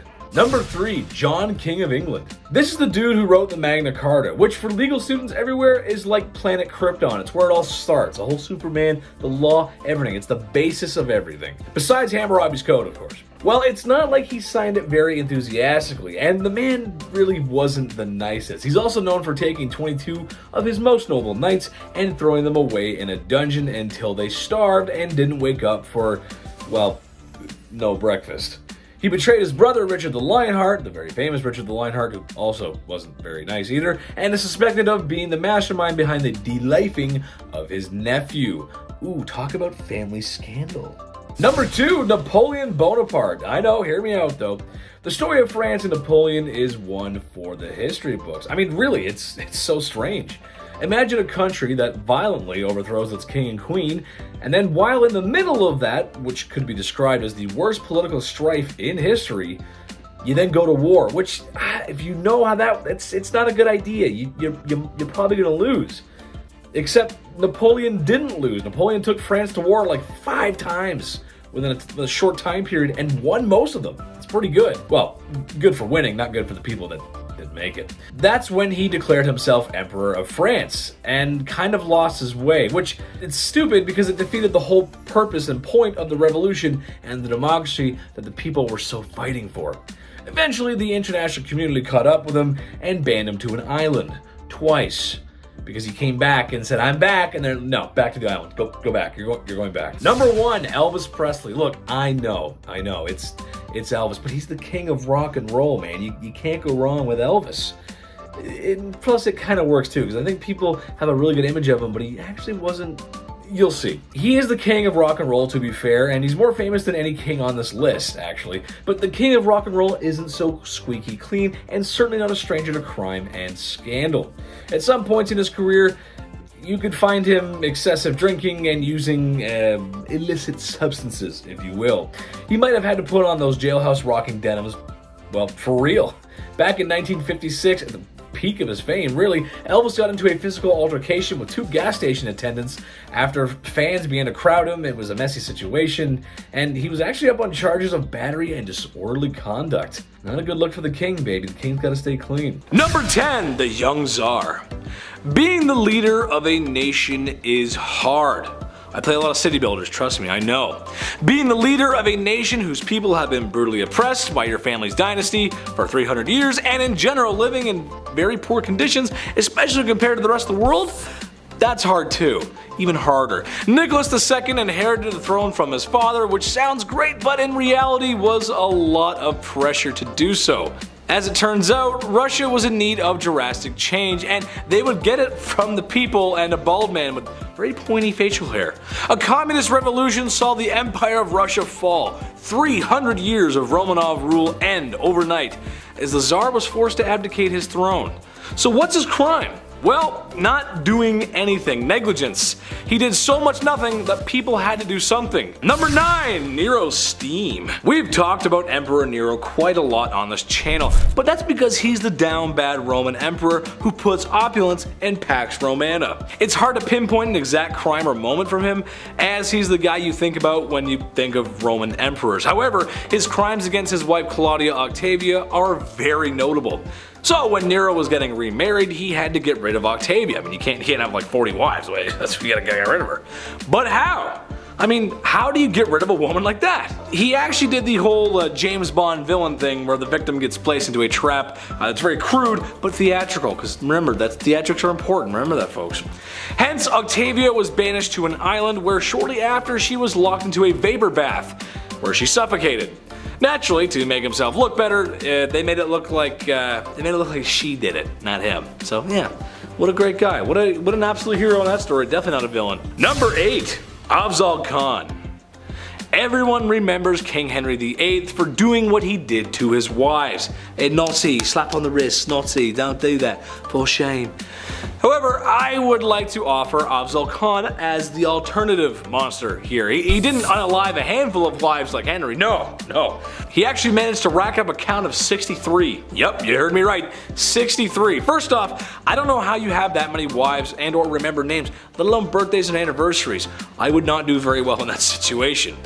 Well, what's the reason for all this blood spilling? It's pretty horrible, actually. Simply because he was being invaded, and the guy who was invading him and winning was slightly nicer to women and was going to most likely give them a better life.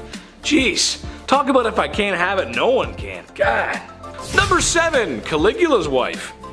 I think in a healthy relationship, you ought to put your partner on a pedestal. Maybe your partner is drop dead gorgeous, a promising athlete, or really enjoys building Legos. Nice TIE fighter, babe, way to go. Yeah. Emperor Caligula of Rome liked to put his wife on a pedestal, literally. And while on this pedestal, she was wearing nothing but her birthday suit. Oh boy. Well, all of his friends, politicians, generals got to gawk and stare at her, and in some weird goth power flex, he would oftentimes hold a knife to her and tell her that he could just end her life whenever he wanted because he can do that. Not to mention the guy had a complete narcissist complex, building statues of himself everywhere just so she can like, oh great, there he is again, it's him again. Number 6, Genghis Khan. I bring the man up again because he's responsible for so much loss, so much blood spill, so much pain. Sure, they were effective warriors and archers, but they were brutal, dude, especially him. They took what they wanted when they wanted, and it's said that he was responsible for so many lives lost that it affected the carbon footprint of the planet. Dude, that's insane. That is literally insane. Also to note his treatment of rather well, mistreatment of women. YouTube won't let me say much, but I can tell you that these ladies were not inviting him into their bedrooms. It wasn't good.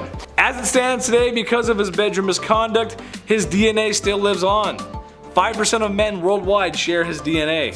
Number 5, Pedro of Castile. Pedro of Castile was doing as the European monarchs do. Sometimes you gotta marry for alliances. Sure, it makes sense. Your kingdom is much less likely to get steamrolled by a larger kingdom if you have an alliance with fellow kingdoms, or the bigger kingdom itself, actually. Pedro of Castile married the young Blanche of Bourbon of France, and so Spain could just be a wee bit more snug, in case the English come over. You gotta be careful. But Pedro just wasn't having it. What he was having instead was a mistress named Maria. So instead of enduring a loveless marriage, he had poor Blanche locked away in a tower, just like Sleeping Beauty. Except a handsome prince was not coming to rescue this damsel in distress, but a man with a black hood and a sharpened axe. You know what I'm talking about. As Pedro had her unalived. I was gonna make a joke about Rapunzel and let down some hair so she could make an escape, but I mean that's just awful, really. Imagine being locked up in a tower for so long. Sure, I love the indoors, but you gotta let me out at some point, Chief. Do you think I get food delivery apps to work up in a tower? Because otherwise you have to let me out, dude. Comic-Con's coming. Anime Convention North's coming, buddy. I gotta go. Gotta get my Naruto on, bro. Come on, man. Number 4, hands-on funeral. This one's just gross. When you're in a relationship, it can provide you with some great things. Someone to go through life with. Companionship. Love. And if you're lucky, someone who's a good cook or a baker. Oh, love me some baked goods. However, also in a relationship, sometimes you do more than that. Sometimes you get a little close under the sheets, if you know what I'm saying.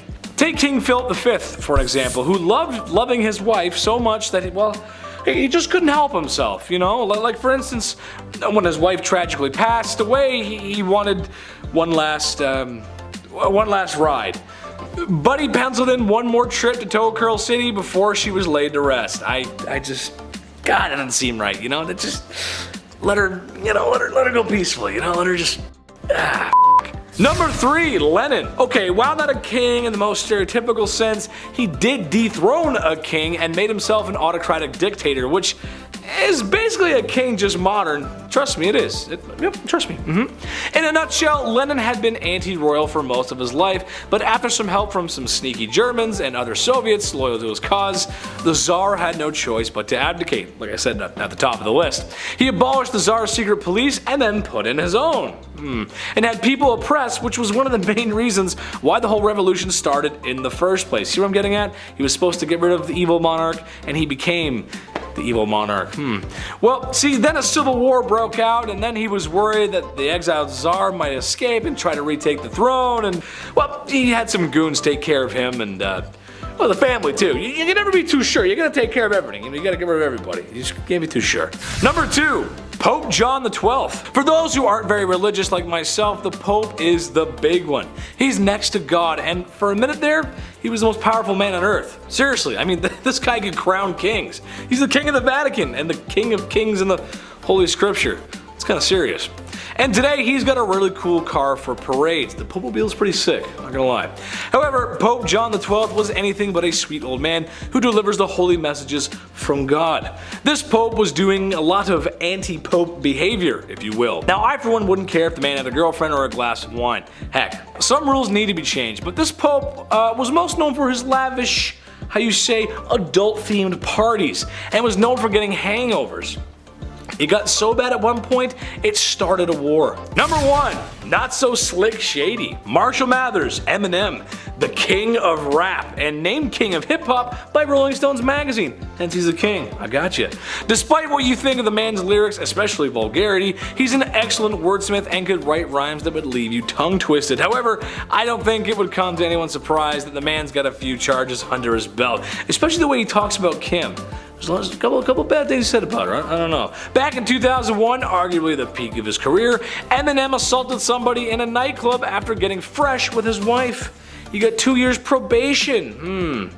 Maybe he is saying the things he's saying in those songs. Maybe he is telling the truth. I don't know. Starting off this list at our number 10 spot, we have Ivan IV, more commonly known as Ivan the Terrible. He was the son of Vasily III, who is the Rurikid ruler of the Grand Duchy of Moscow. After his father's death, however, at just 3 years old, Ivan was named the Grand Prince, and by the time he was 16, he was declared as the Tsar or Emperor of Russia, officially establishing the Tsardom of Russia. Ivan and his reign are certainly known for the transformation of Russia from a medieval state to an empire, but not without a huge cost to the people of Russia, as well as a hit to the long-term economy. Ivan has been described as being intelligent and devout, but also prone to paranoia, rage, and episodic outbreaks of mental instability that only increased the older he got. One of the main points of extreme violence and viciousness was the massacre of Novgorod, which saw the deaths of an estimated 2,000 to 15,000 people, as well as a shocking amount of acts of extreme, violent cruelty. In the later years, like I mentioned, his violent tendencies only got worse, which led to him doing things like striking his heir in the heat of an argument so badly that it left him with brain damage. In the end, Ivan the Terrible met his demise from a heart attack in 1584. Yeah, they say that impaling hundreds of people every day isn't great for the heart health. Someone should have let him know about vitamins and minerals, or maybe some good cardio heavy exercise. I don't know. In our number 9 spot today, we have Leopold II.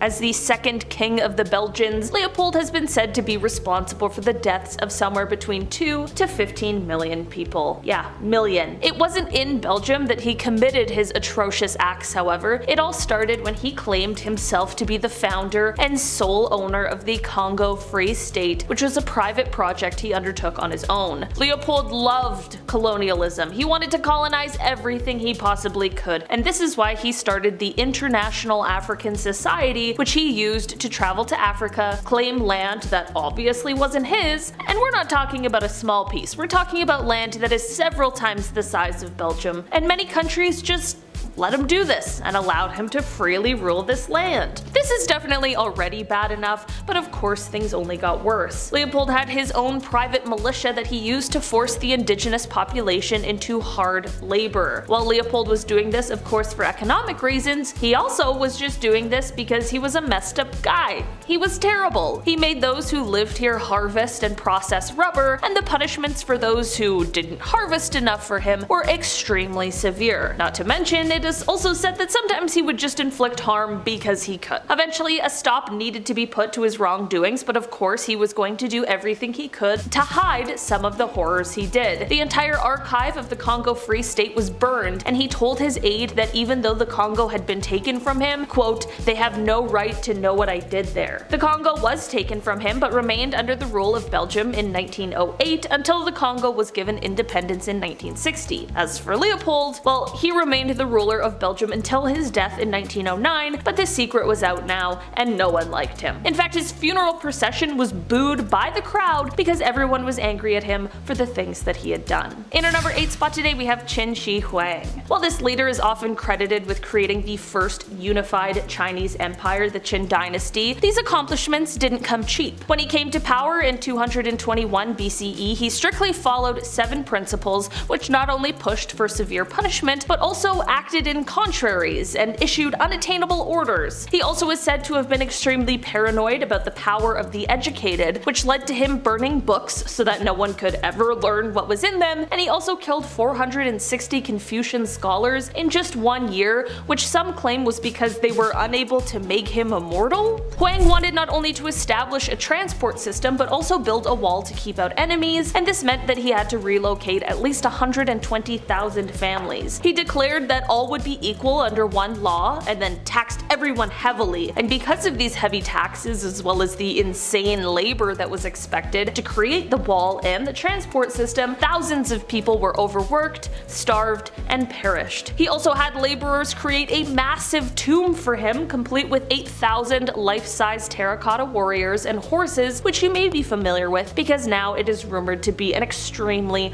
haunted place. I mean, an evil ruler's resting place? Yeah, of course it's haunted. In our number 7 spot today, we have Don Carlos. I'll be honest, this little troublemaker never made it to the title of king, but he sure was a little too close for comfort when when you hear about the kind of things he was doing. Carlos was the Prince of Asturias during the mid-1500s, as he was the eldest son of King Philip II of Spain. It is said that Carlos may have had some troubles right from birth, which many believe could be due to the inbreeding that was common in the family at the time. Descriptions of his behaviors, though, are far worse than what anyone could have expected. It is said that Carlos did horrible things like hurting or taking the lives of animals just for fun. I mean, nowadays we call that a huge warning sign for potential killers. Back then they just chalked it up to boys being boys. It is even said that at one point he purposefully blinded all of the horses in the royal stable. Red flags, they were abundant. Soon, of course, his cruelties would extend to humans, with people claiming that one time he chose to whip a servant girl for no reason other than because he could. And apparently one time he made a shoemaker eat a pair of shoes that he had made the prince that he didn't like. He was just a little twerp. Carlos was set up by his family to marry the eldest daughter of King Henry II, but after a few hours with the man, she decided there's no way in hell. Like, he was so bad, she would rather marry his dad, which she did in 1560. In the end, Carlos was found to be plotting to take out his own father, which landed him in prison in solitary confinement, where he passed away 6 months later. In our number 6 spot today, we have King Charles VI. King Charles VI started off his reign by being very well loved and respected, but as time went on over his 4 decades of ruling, he ended up being known as Charles the Mad. His erratic behavior had him hacking up knights, imagining that he was St. George, and he would also have bouts of amnesia where he would be able to recognize some people but not his wife and children. This is all very strange and of course quite sad, as he was obviously exhibiting signs of extreme mental illness, but one of the strangest symptoms was him believing that he was made of glass. He was terribly frightened of falling or being jostled too hard, and he would actually insert iron rods into his clothing to try and keep himself from shattering. But then he would also apparently run wild at top speeds throughout the halls of the castle or the streets, which would obviously mean that he was totally abandoning his fear of fragility. It apparently got so bad that he had to be held inside with the entrances bricked up. Sadly, he continued on this path until he passed away in 1422. In our number 5 spot today, we have Nero. For this one, we are going to be taking it all the way back to the age of the Roman Empire. When we think back to these times, they weren't necessarily the most kind, peaceful times, but there certainly are some characters that stand out as being particularly brutal, and one of those is Nero. Throughout his reign, he wreaked havoc on the Roman Empire. He burned cities, he killed thousands of people, including every member of his own family, and I mean, we know the inventive execution methods of the past, so you can probably guess at just how brutal all of these were. Most Roman sources give us an almost completely negative review of him in reference to both his personality as well as his reign as a leader. He was called compulsive and corrupt, and it is believed that he is actually to blame for the great fire that burned Rome, but instead he used the Christians as a scapegoat so that they would receive punishments rather than him. In the end, after being declared a public enemy by the Roman Senate and realizing that the rebellion would be lost, he ended up taking his own life at the age of 30. In our number 4 spot today, we have Pol Pot. Pol Pot was the leader of the Cambodian revolutionary group called the Khmer Rouge, and this group, with him at the forefront, went on to try and destroy the Cambodian civilization. This wasn't necessarily how the group started out, but once Paul and others who shared his ideals came to lead it, things quickly became very dark. He is likely one of the only people who ordered a mass genocide in his own country. The reasoning behind all of this is because he believed that destroying the civilization was the best way to start a new regime and bring in a new age. He ended up serving as the prime minister from 1976 until 1979, during which his policies led to the deaths of around 2 million people, which is horrifying. That was about 25% of the entire population. He even liked to keep the skulls of those he had killed. Just gonna say, it seems as though politics was the mask for someone who just really wanted to kill people. There are so many horrific details surrounding him and the things he did, much of which I can't even repeat here on YouTube, and that is exactly how he landed a spot here on today's list. He truly did some horrendous things, and in the end went on to live the rest of his life and died of natural causes before he could even answer for any of his crimes, which is just the most frustrating end to a horrible tale. In our number 3 spot today, we have Maximilien Robespierre. Okay, I'll be honest.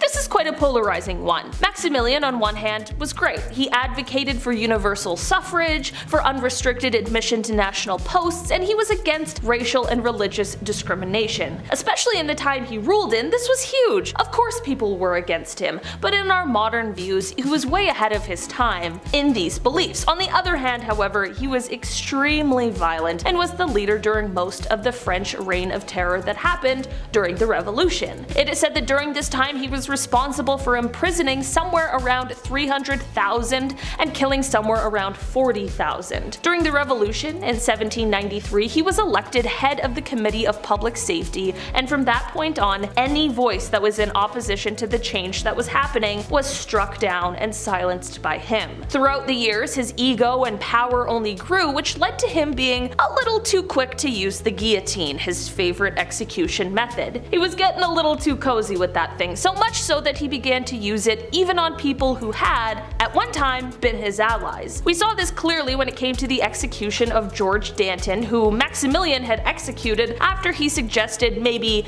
chilling out on the whole reign of terror thing. In the end, people caught on to this tendency for violence and horrible punishments, which definitely lost some of his public support, and this was only exacerbated when it was realized that he now had beliefs that directly contradicted those he had earlier, like when he tried to create a national religion called the Cult of the Supreme Being. By the time 1794 came around, he was overthrown, and later that year he found himself being executed by, you guessed it, the guillotine. Not good. No thanks. In our number 2 spot today we have Vlad Tepes. Often referred to as Vlad the Impaler, he was the ruler of Wallachia 3 times between 1448 until his death in 1476. He is often regarded as one of the most important rulers in Wallachian history, and to many he is a hero, and this is not to disregard that. But you don't get a nickname like the Impaler by being a passive, peaceful guy. Vlad was known for his brutality and his love of impaling people, but it is also said that everyone's favorite vampire, Dracula, was modeled after him. This is because it is rumored that Vlad liked to dip his bread in the blood of his enemies before eating it. I prefer a little olive oil and balsamic vinegar with mine, but hey, to each his own, I guess. Vlad is known for his intimidation tactics, which included having bodies of those he had killed lined up outside of the city so that any enemies approaching would know what fate they had coming. Like I mentioned before, many regard Vlad as a hero. I mean, it is abundantly clear that he fought as hard as he could to protect Romania and Bulgaria from the Ottomans, but that doesn't mean that the horrific things he did have been forgotten either. Vlad definitely left quite the legacy behind when he was killed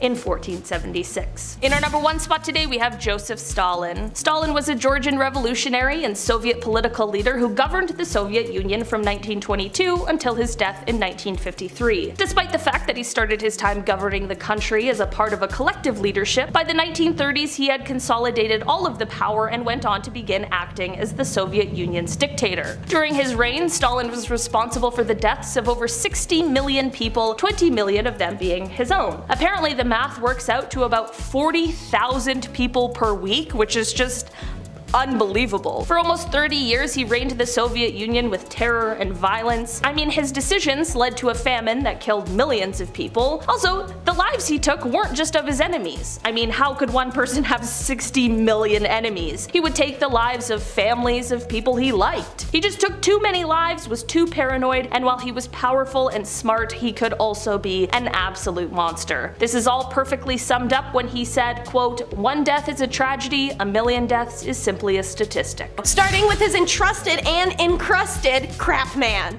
In Henry's court, his servants vied to be as physically close to the king as possible at all times. In case you aren't aware, especially towards the end of his reign, Henry was a tad bit of a lunatic. The more he liked you, the less likely you were to die for looking at him funny on a bad day of his. But naturally, the monarch reserved the honor of being close to his royal person only for a trusted few people, the grooms of the stools. No, not his counselor, personal butler, none of his advisor, the guy that wiped his ass. And during his reign, only 4 men got the gig of groom of the stool, the most physically intimate position and therefore the most honored of his attendants. These grooms not only helped dress and undress the king before and after the bathroom and, handled the poop brush for him, but in an insane twist, they also controlled public and personal access to the monarch and some of his finances. They even had power over a stamp of the king's signature, which is a major financial tool. Imagine being one of his wives and having to ask the guy who wipes your husband's if you can talk to him, and he says no. But if he could afford that kind of luxury employee, why was he called the copper-nosed king? Easy. While Henry's kingdom amassed a great wealth and property during the English Reformation by confiscating Catholic monasteries, Henry then turned around and drove England into debt with his overspending and lavish lifestyle. Dude was a complete eclectic, and he wanted to buy everything shiny and pretty he saw, so he did. It's reported by the time he dropped, Henry owned approximately 50 palaces, 6,500 plus weapons, 70 ships, 78 recorders, 78 flutes, 5 sets of bagpipes, and a virginal. Get your mind out of the gutter, it's a type of harpsichord. Not to mention the millions of dollars he pumped into wars with Scotland and France. So it's pretty obvious he was burning through the kingdom's funds, and by the end of his reign, Henry had it down to the pocket change. Quite literally. He was forced to lower the percentage of silver in the British coinage to the point that they were mostly copper with the silver coating that wore away from the coin's embossed image of Henry's face, starting with the nose. Thus, copper nose. When Henry's son Edward took the throne, the royal coffers were in a real bad state. But before we get to his love life and kiddos, let's learn about how frisky runs in the family. It's well known that Henry's older brother, the first husband of Henry's first wife, Catherine, died young. But did you know he had 2 royal sisters who made his life a living hell for fun? Henry's older sister Margaret was just as feisty as her brother. She was sent to Scotland to marry that country's king, James IV, at just 13. She did produce an heir after a couple years, the future James V, but her crappy adulterous playboy spouse didn't live terribly long. So, as a single queen, Margaret wanted to keep up her luxe lifestyle at her brother Henry's expense, which he did not love. Maggie battled it out with the Scottish nobles over the right to serve as her son's regent, but she fell for and married another Scottish noble, the Earl of Angus. Henry's other sister, Mary, had some equally troublesome marriage issues, at least for Henry. He married her first to the elderly King Louis of France, but that monarch passed away very shortly after. A smart woman who recognized being married to a literal senior could kind of work in her favor made Henry promise her before her marriage if she was to be widowed, her next husband would be a man of her own choosing. Henry agreed, which hilariously was a bad idea but only for him because now a widow, Mary chose to wed a commoner who was Henry's best friend, Charles Brandon. The king was furious that Mary would marry against his will since he had no intention of keeping his promise to her, and that her second wedding took away the opportunity for him to make alliances using her. But Mary and Brandon told him to suck it and stayed married till her death. Their descendants included the Lady Jane Grey, the infamous 9-day queen. And before he went around dismantling religions to get some nookie, Henry was a devout choir boy. You might know Henry as the king who split from Rome and brought around the Anglican faith, but in his youth, Henry was a vehement supporter of Catholicism and its head. He sent tin from Cornwall to adorn the roof of Pope Julius II's new palace. He supported the papacy and in 1521 even published a book-length slam poem against the German Protestant reformer Martin Luther. He referred to Luther as a venomous serpent, a pernicious plague, an infernal wolf, an infectious soul, a detestable trumpeter of pride, calumnies, and schism. In recognition of Henry's forceful piety, Pope Leo X, I can't remember that number, awarded him the title of Fidei de Defensor, aka Defender of the Faith. Henry was actually going to join the church himself before his older brother Arthur died and left him a throne and a wife to take care of. Scarcely a decade after being called Defender of Faith, Henry led a schism of his own, cleaving the Church of England into the wider Catholic Church after the Pope Clement refused to annul Henry's 16-year marriage to Catherine. Oh, it's time, y'all, because you may have known he was a womanizer, but did you know Henry was also a consistent king? What do I mean? Have you guys ever paid attention to the names of his wives? So, they were Catherine of Aragon, Anne Boleyn, Jane Seymour, Anne of Cleves, Catherine Howard, and Catherine Parr. So it went Catherine, Anne, Jane, Anne, Catherine, Catherine. I feel like if Henry had lived longer, there would have been another Anne and a Jane that would have come along, and then another Catherine, Catherine. Ironically, Jane Seymour, the middle wife and the only unique name in the bunch, was Henry's favorite, but more on that sappy tale in a bit. There's a common belief that Henry married and discarded his 6 wives in quick succession, but that's not exactly true. When Henry's older brother died, he inherited a kingdom and a wife, Catherine, and they remained married for nearly 24 years. During that time, Catherine was faithful to Henry, but Henry was sticking it in any lady he could find, except Anne Boleyn, who made him wait, so his answer, annul a whole marriage just to get some. But as mentioned, Pope wouldn't do that, so Henry had to start a whole new religion just so he could. Guess he shouldn't have done that, because Henry gets so desperate to end the relationship with Anne, he makes up allegations accusations, maybe history's rocky on that, of adultery and treason, and had the marriage annulled and her beheaded. Jane had served as a lady-in-waiting to both Catherine and Anne, and I kid you not, Anne and Jane had gotten in actual fistfights because of Anne's jealousy, so just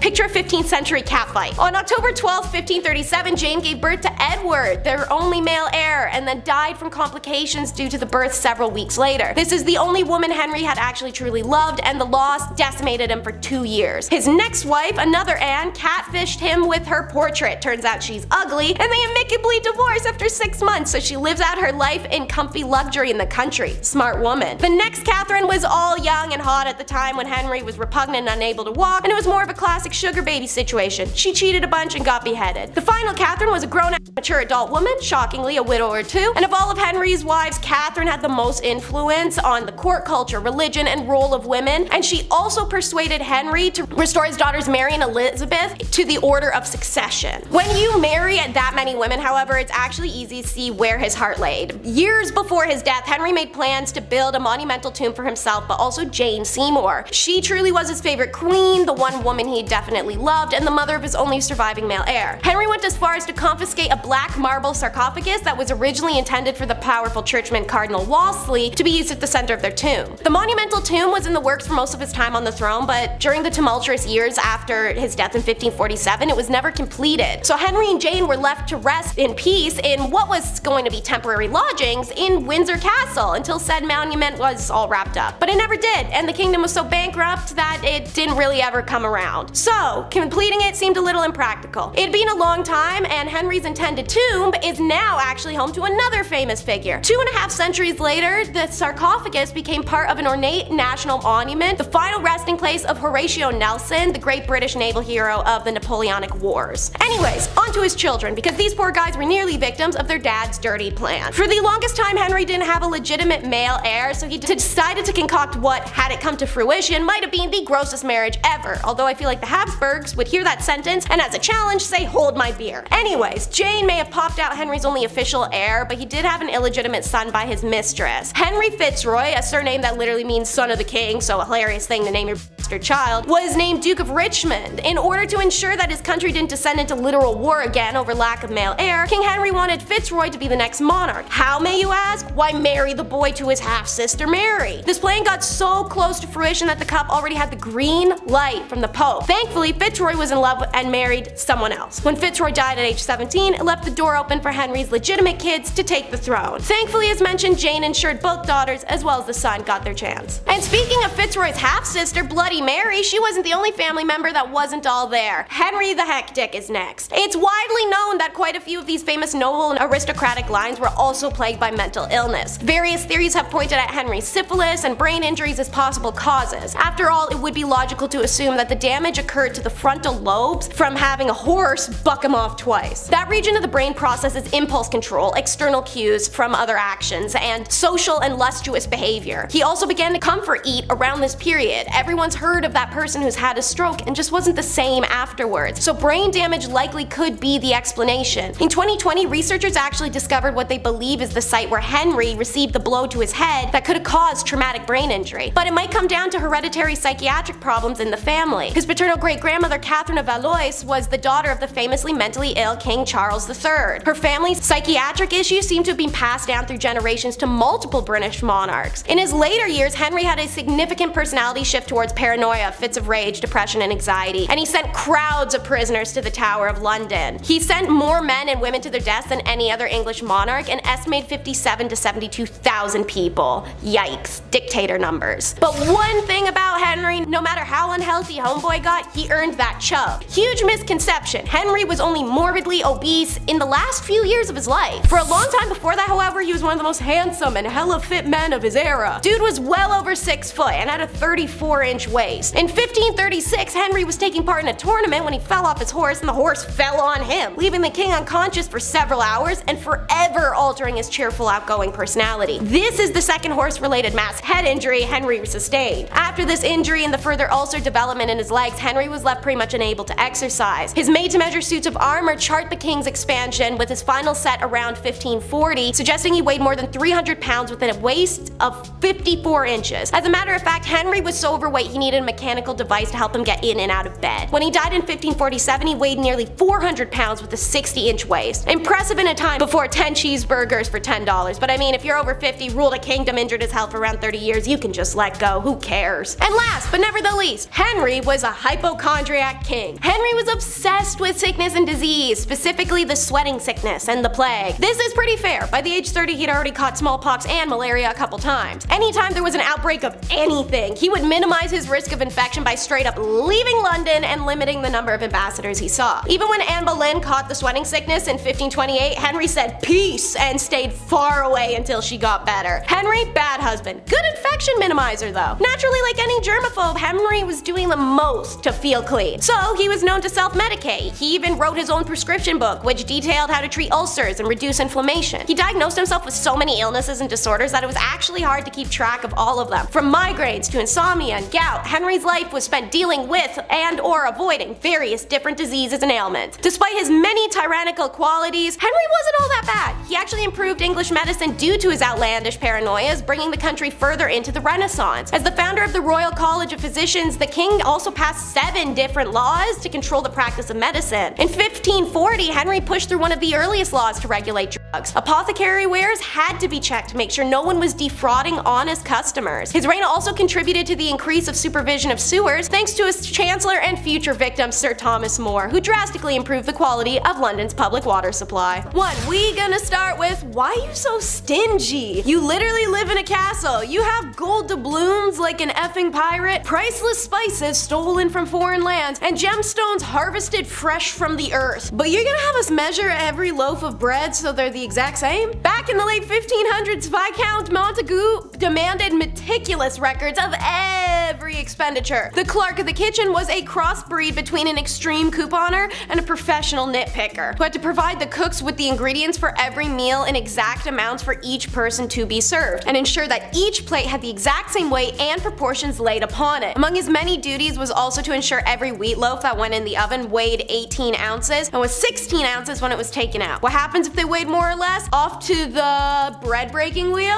or maybe the sourdough slow slicer, off to the steak for a little French toasting, Anyway, for how the British monarchy would pitch a fit over a 3-letter word, children, not kids. Because we all want to speak a little bit more like Mary Poppins. Oh yes, little children, off to bed we go. Nah, dude, I couldn't do the whole royal nanny thing, to be honest. The education required enough makes you think that they're scouting for NASA, not someone to stop their kid from picking its nose. Publicly, at least. Maria Borello, the nanny who takes care of Prince George, Princess Charlotte, and Prince Louis, trained at the notable Norland College in Bath, England, before being hired to the world's most famous children. At this college, students like Borello study early years development for 3 years. However, as well as learning social and emotional development, students are also taught the importance of vocabulary. There is one word that royal nannies are prohibited from using to describe royal children: kids. Ask me why. Come on.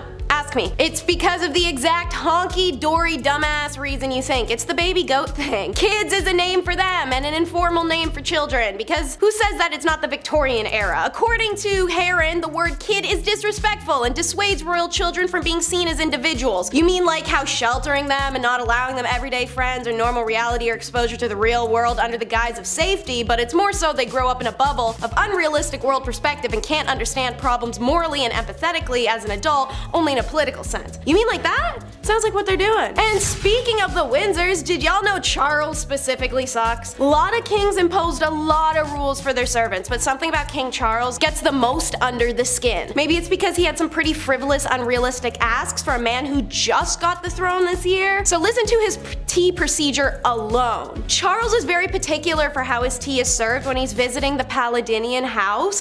When preparing the tea, you must use a teaspoon measurement of tea leaves per cup, and then there must be an exact temperature of 7 degrees Celsius for green tea and 100 degrees Celsius for Earl Grey or English breakfast. The prince's hot beverage must also be checked with a thermometer before being served, and honey should always be used to sweeten the tea rather than sugar. When serving the tea to the prince, the teaspoon should be situated precisely to the right underneath of the handle of the cup. Clive Goodman, a royal reporter for News of the World, claimed that Prince Charles does nothing himself. He described the morning scene in which Charles gets ready for the day, but all the preparation is done for him. He gets up in the morning, his bathrobe is there waiting for him. He walks into the bathroom, the bath is drawn for him already. Even when he gets out of the bath, the towel is already folded in a special way, so he just has to sit in it and wrap it around himself. Then he goes into the dressing room, his clothes are laid out for him, even his socks, left and right, are in the exact right spot. Charles even has valets squeeze 1 inch of toothpaste onto his toothbrush every morning. If anyone gets anything wrong, everyone is scolded. Gosh, and I'm sure y'all remember the viral video of him from September of 2022 forcing a servant to come clear off the desk of like 3 pieces of paper because he couldn't have done it himself. Since that highly debated viral clip was mentioned, I'll make the next point about how gratitude is implied, which it's most definitely not. I don't see a lot of gratitude coming from royal families. There is endless videos and pictures of these sour-faced monarchs harassing and devaluing the endless service they have accompanying them. Let me hit y'all with an iconic example. Have you seen Downton Abbey? Most folks have. Have you ever noticed one of their royal or aristocratic characters ever say thank you to their servants? No? And that's an intentional detail, as it's been a long since unspoken, at least in British monarchy, that servants are best unthanked and unheard. Now, Alistair Bruce in the BTS documentary about the TV show series explained his perspective, that the servants did everything for their masters, and if thanks were given, it would be necessary to say them at least 60 times a day. That would be, as the English say, tiresome. It does stand that servants are not required to be thanked no matter if they just tied your shoe or wipe your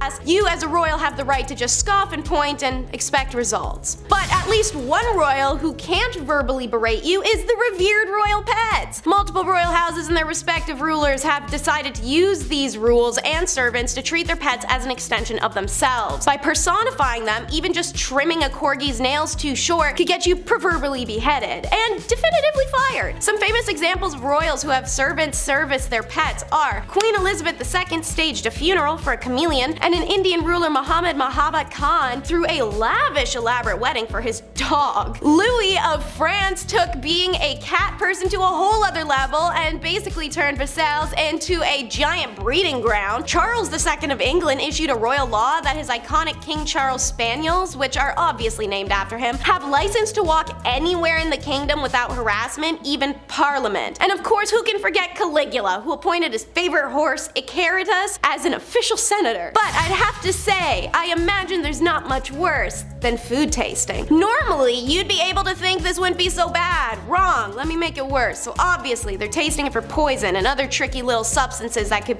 take down a king. What if the soup was laced with arsenic? How easy is it to slip into the kitchen and lace the king's food with belladonna or hemlock? The food tester was always a servant, or sometimes even a slave, or a prisoner. And if you think about those status of those people, well, they were eating mush flour and bone broth and then calling it a day. Given the opportunity to be a food taster means the literal taste of luxury. The only effed part is the first bite of flavorful rice you're ever going to eat in your life, you're going to immediately die. Maybe. It'd be enough for you to put off eating any meal you didn't prepare yourself, and there'd be no way of knowing if the food was deadly until after you've eaten it. In 1594, there was a plot to poison Queen Elizabeth, apparently the King of Spain, as the Spanish were enemies of England at the time. A group of Portuguese men had agreed to carry out the dirty work, including the Queen's own physician, Rodrigo Lopez. Once the plot was uncovered, all men were executed. And it's not just our ancient royals that brought people on to do this task. Naturally, President Putin has a food taster as part of his security team. No hoovering, which is British for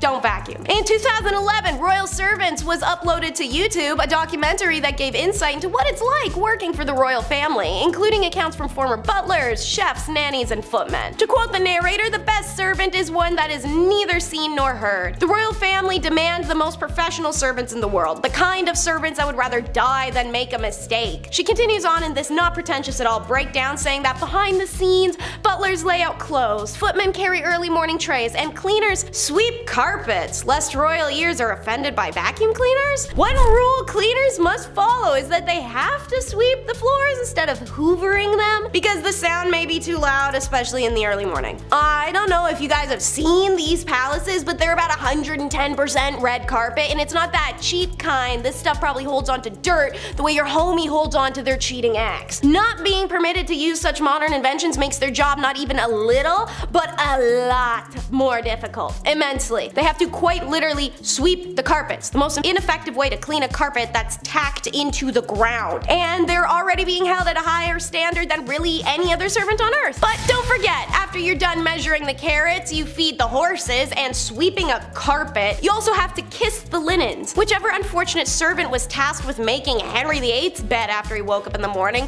was then required to kiss every part of the linen to prove he hadn't smeared poison on them. What? Don't get me wrong, Henry was like intensely and increasingly paranoid. You can go check my recent video, Top 10 King Henry VIII Facts You Never Knew, to learn more about his whole mess. But anyways, someone screws the pooch. Pretty sure it's Ambroise Parge, the 16th century French royal physician, who once wrote, "Now poisons do not only kill being taken into the body, but some being put or applied outwardly." And now this delusional hypochondriac finds out the poison can sink in through his skin, not just be ingested, and he insists on this gross ritual. In an era where sheets don't get washed, and he doesn't wash, and he's all sweaty and gouty, and banging tons of biddies in that bed. Imagine having to kiss those sheets every morning. That's the real poison. RIP, dude. Mint essence oil under the nose, and I'm just praying for you. When the standard of hygiene is so low, your only request is that X marks the spot. Eleanor Harmon, the author of The Royal Art of Poison, says royal palaces, some courtiers don't even bother to look for a chamber pot, but just dropped their britches and did their business.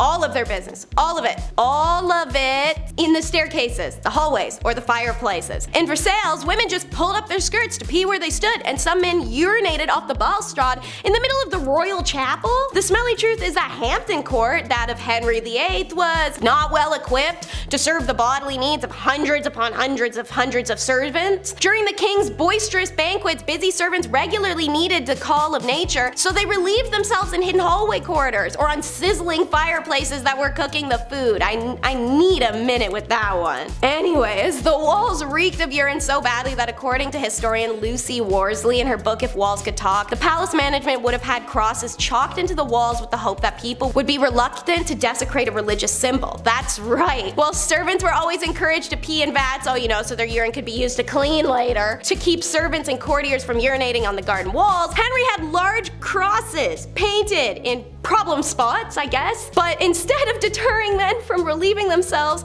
what it did was literally give them a target. To fix the problem, Henry VIII then realized he had to make bathrooms, so he constructed a giant toilet block by the River Thames called the Great House of Easement. And of course, last but not least, fresh out the kitchen of Henry VIII is Dee's roasted chestnuts. King Henry VIII's kitchen at Hampton Court Palace was one of the largest kitchens in Europe, and obviously it would have had to be to service the banquets of grandeur I was just talking about. There were huge wood fireplaces producing an average of 800 to 1,000 meals in a day, courtesy of just a mere 200 cooks. Naturally, that amount of ovens and that amount of cooks in the kitchen, yeah, it's downright cozy. And the average of 1.3 million logs were burned, creating a hellish atmosphere, leaving the cooks drained and drenched in sweat. From roasting meats to boiling cauldrons, the kitchen of Henry VIII was no less than passing as the underworld. So, what happened in all this heat, dare say? Did they crack a window? Did they get some ice? Take a smoke break, maybe? Nah, the cooks just took off all their clothes to tolerate the temperature while it's cooking. Just to reiterate,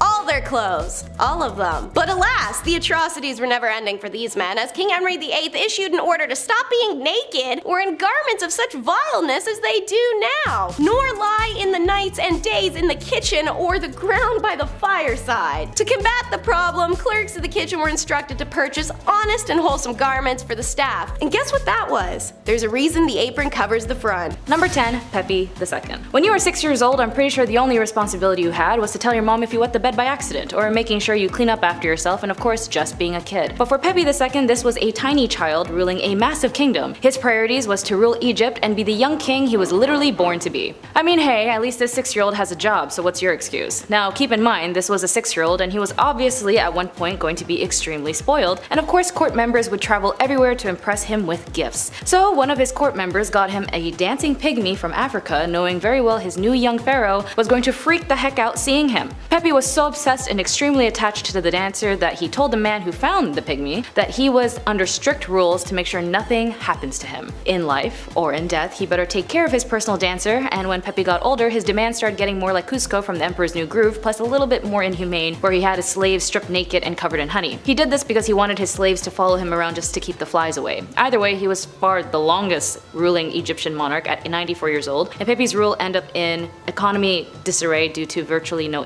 oversight. Number 9.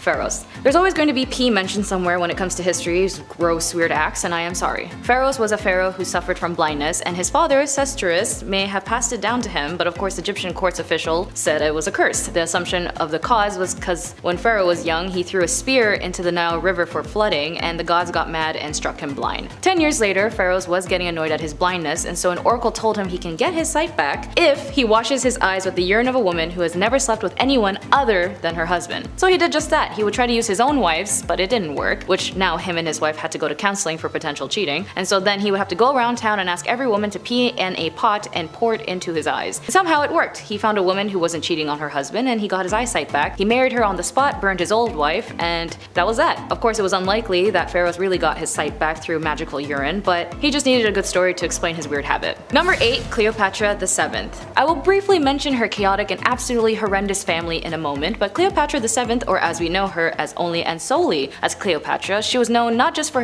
her intellect and beauty, but her Twilight love-like triangle relationships with Hotbod, Julius Caesar, and raging wolfman Mark Antony. Of course, there is some debate if whether or not she was a mad king. After all, she was brilliant in using her tactics to ensnare and bewitch the minds and bodies of powerful men in order to ensure the security of her kingdom, but unfortunately her ego did get in the way and lost the battle with Mark Antony, and Egypt then became a province of the Roman Empire, bringing in an end to her reign. But the way she would try to manipulate these leaders would be one for the books. Kris Jenner works hard, but Cleopatra works harder. At one point she needed to seduce Julius Caesar, but she was not allowed at any point to get physical with him, let alone alone with him. So she would strip naked and rolled herself into some bed sheets or rugs and told his servants to DoorDash deliver her to his door. And when they said, "Hey Julius, we got a package for you," they rolled her out of those sheets and she rolled into his, and they gave that delivery a full 5 stars, tip included.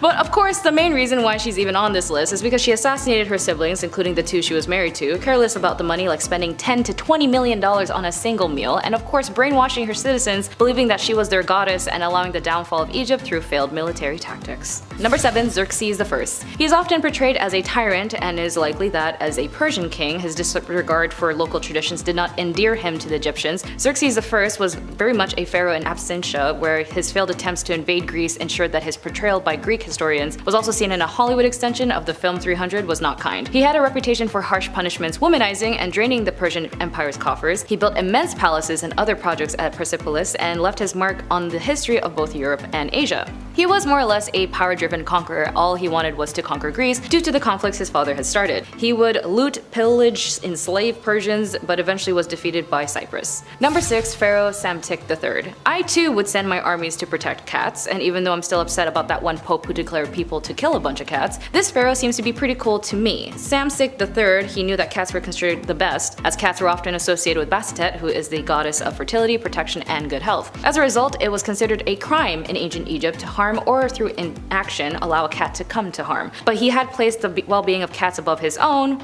people when Pharaoh Psamtik III literally told his army not to fight because an army commander had released hundreds of cats onto the battlefield. That commander was the Persian king Cambyses II, who, knowing of the Egyptians, loved cats, and his men actually collected a bunch of cats prior to the battle and ordered them to simply walk up to the front gate. The Egyptians, under threat of death from their pharaoh, had no choice but to let Cambyses' men walk straight into the city unchecked. Cambyses' men then methodically slaughtered anyone who dared challenge them, using shields with cats to draw on them. Number 5. Menkaure. Menkaure, a pharaoh who ruled in the 26th century BC, definitely had his doubts. When an oracle came to him and told him that he only had 6 years left to live, he was terrified, and he did everything he could to avoid it. And he decided he could fool the gods as long as the night never came. Menkaure figured if a new day never began and time could not pass and so he could not die. Right. So every night he lit up as many lamps as he could and convinced himself it was still daytime for the rest of his life. Menkaure would not sleep. He spent every night drinking and celebrating under artificial light, terrified of the moment when his light finally went out. But of course he did not die. Not sure if it was due to his age or the fact that it is not medically recommended to succumb to insomnia, as one would increase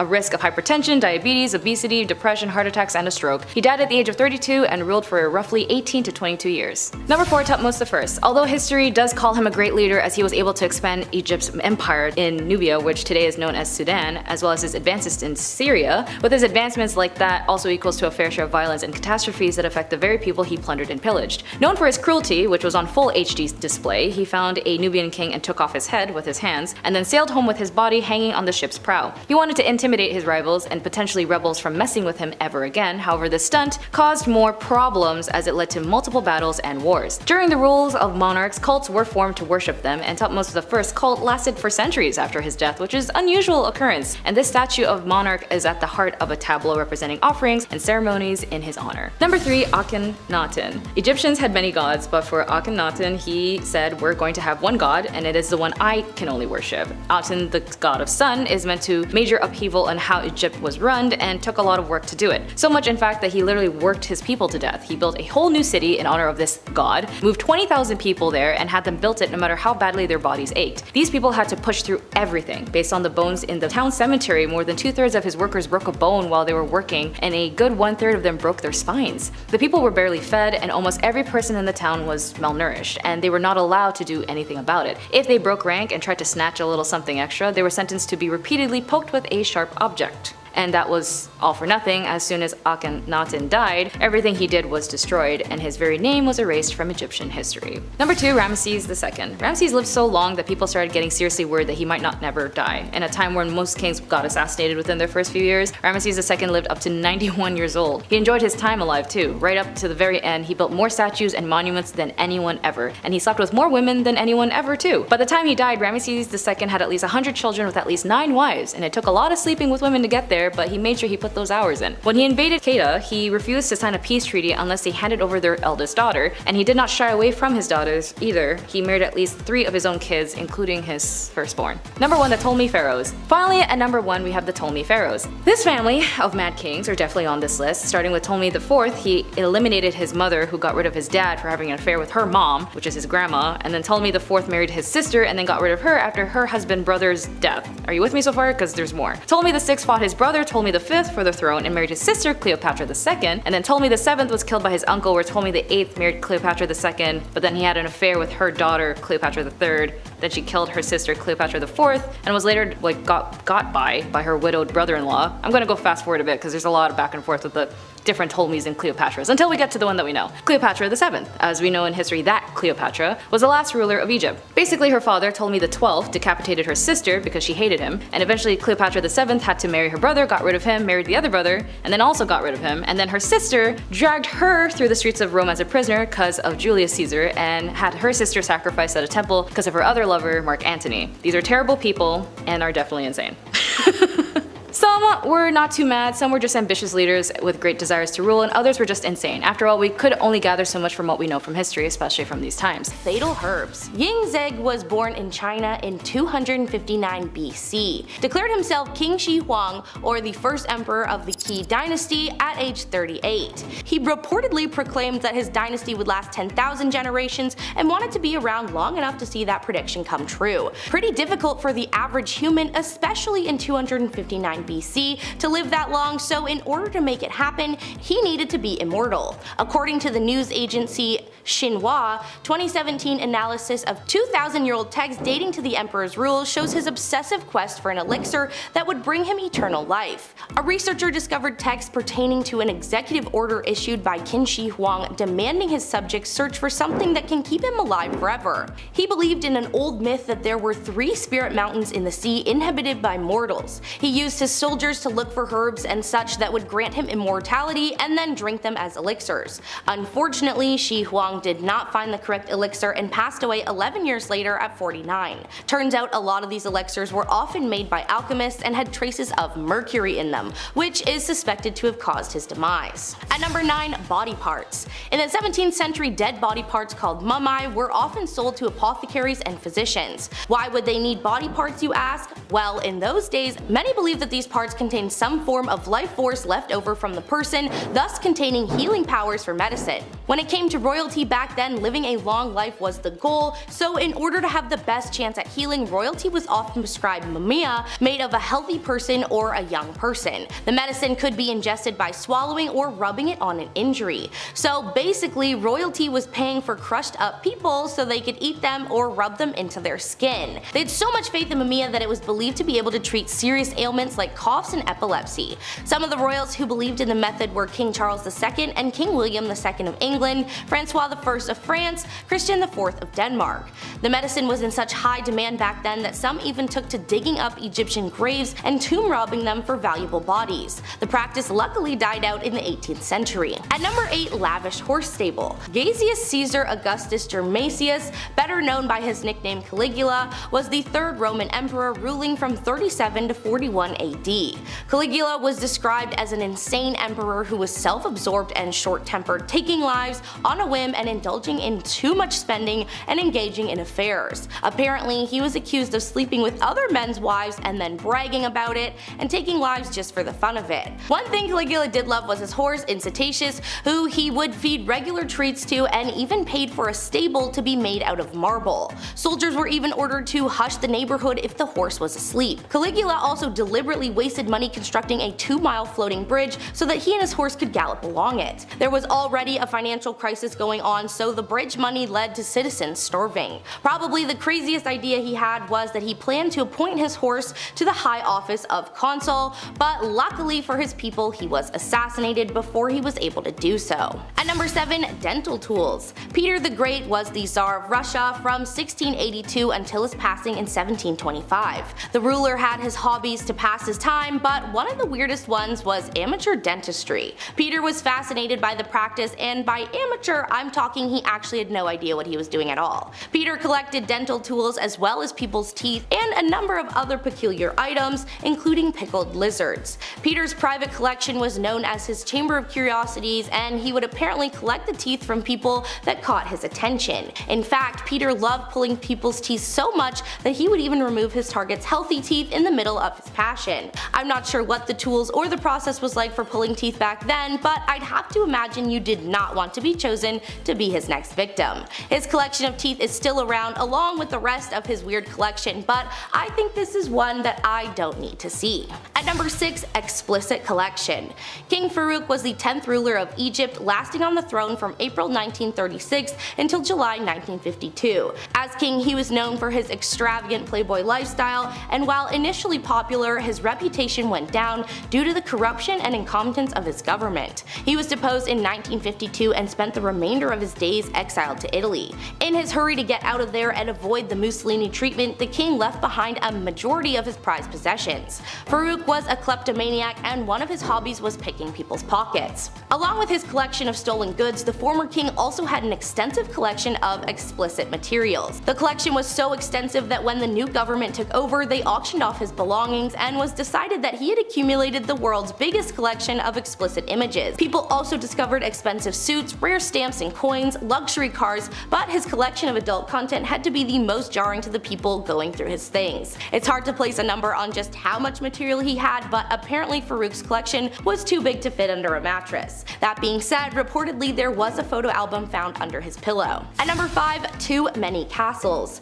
King Ludwig II of Bavaria, also known as the Swan King or the Fairy Tale King, was the monarch from 1864 until his passing in 1886. Ludwig was a fan of the opera, arts, and spending money in an irresponsibly extravagant way. When Ludwig took the throne, he was only 18, and he increasingly withdrew from day-to-day affairs of state in favor of extravagant artistic and architectural projects. Today, the former king is known for his fairy tale castles, Neuschwanstein Castle, Linderhof Place, and Herrenchiemsee. Ludwig certainly had a talent with his impressive castles being the the inspiration behind Walt Disney's Cinderella Castle, but he got a little carried away building one too many castles. He was also a devoted patron of the composer Richard Wagner. Ludwig spent all his own private royal revenues on these projects, borrowed extensively, and defied all attempts by his ministers to restrain him. Ludwig's castles left him in increasing debt, and in 1886 a group of conspirators filed a medical report drafted by doctors who hadn't actually examined him that declared him permanently unfit to rule. The next morning he and his personal physician were found floating in a lake under mysterious circumstances that many believed to be homicide. At number 4, funeral for a doll. Tsar Peter III of Russia was the emperor from January 5th, 1762 until January 9th of the same year, being thrown over by his wife Catherine the Great. Catherine earned her nickname simply due to her being just that, great. But her husband, on the other hand, according to every account, was creepy, malevolent, and possibly bordering on insane. In her memoirs, Catherine describes him herself as an inept, crude man-child and a drunkard unfit to rule an empire who wished nothing but to play with toys or dress up as a general, place his servants in military outfits, and play war games with them. Peter was also known for loving, collecting, and playing with toy soldiers in his room. One day, Catherine found a rat hanging on his wall. According to The Empire of Russia, Its Rise and Present Power by John Stevens, Catherine wrote, quote, "One day when I went into the apartments of His Imperial Highness, I beheld a great rat which he had hanged with all the paraphernalia of an execution. I asked what all this meant. He told me that this rat had committed a great crime which according to the laws of war deserved capital punishment. Basically, the rat had chewed the head off one of his beloved dolls, he wanted a full funeral, and Catherine wanted nothing to do with him." At number 3, enemas. King Louis XIV of France ruled from May 1643 until September 1715. The former French ruler was apparently quite a big fan of using enemas on a regular basis. If you don't know, an enema involves inserting fluid into the lower bowel through the rectum, aiming to empty the bowels, often for a medical examination or administering medication. To be fair, back then it was a common thing to do among royals and nobles of Europe as it was thought to be very good for your health. Even so, Louis was the enema king. Rumor has it that Louis XIV had thousands of enemas performed throughout his life. It was not uncommon that the king excused himself after dinner, went to his private apartment, had an enema, and then returned to join his courtiers. The king ended up living quite a long life, 76 years, and he credited his long life to his regular enemas. The elite of France were not going to be using just any water for this delicate practice either. Instead, the fluids were perfumed with rose, orange, and angelica, and was even slightly colored by the request of the users. Louis's father and grandfather had been fond of enemas too, but he preferred his with almond milk. During one year, he had 212 enemas performed. At number 2, mummies. Similar to those who paid for mumia to heal them, King Charles II of England kept a number of mummies. They were not for educational or entertainment purposes, but simply to gather their dust. This dust was made up of dried skin and whatever else you might find on a mummified corpse, and Charles would actually rub it all over his own body. I guess back then they really hoped that the deceased had magical healing powers, but looking back now, knowing what we do, that's just nasty. Could you imagine just showering in mummy dust thinking, this is gonna make me so great? Charles II believed that by doing this he could acquire some ancient pharaoh greatness for himself. To be fair, they had a lot of wild beliefs back then, so this wasn't unheard of, but paying for a corpse's dead skin is still insane. King Charles wasn't done there either. He also paid gravediggers to bring him cadavers so he could use their skulls to make an alcoholic concoction called the King's Drops, which he prepared in his personal laboratory. These drops were made from crushed up human skulls and skull moss from Ireland, and the king purchased the concoction for 6,000 euros. And at number 1, tall men. King Frederick Wilhelm I of Prussia ruled from February 1713 until May 1740 and was the founder of the Potsdam Giants. This name was given to the Prussian Infantry Regiment No. 6. This group of soldiers was made up of men above 6 feet tall and was eventually dissolved in 1806 after being defeated by Napoleon. Frederick recruited these tall men willingly and unwillingly from various nations. The king himself only stood 5'3" tall, and the taller soldiers were believed to be a pretty obvious case of overcompensation. Eventually, Frederick became a little too obsessed with collecting gigantic men that he eventually resorted to buying, taking, or breeding them into the regiment to booster his ranks. Frederick Wilhelm was apparently not nice to his troops, treating them more like possessions to show show off rather than humans. The king would show off his troops like toys to foreign dignitaries and even painted portraits of them as they marched at his command. The king once said, "The most beautiful girl or woman in the world would be a matter of indifference to me, but tall soldiers, they are my weakness." By the time he passed, the number of tall soldiers had climbed to 2,500, and Potsdam was littered with unusually tall men by the 18th century.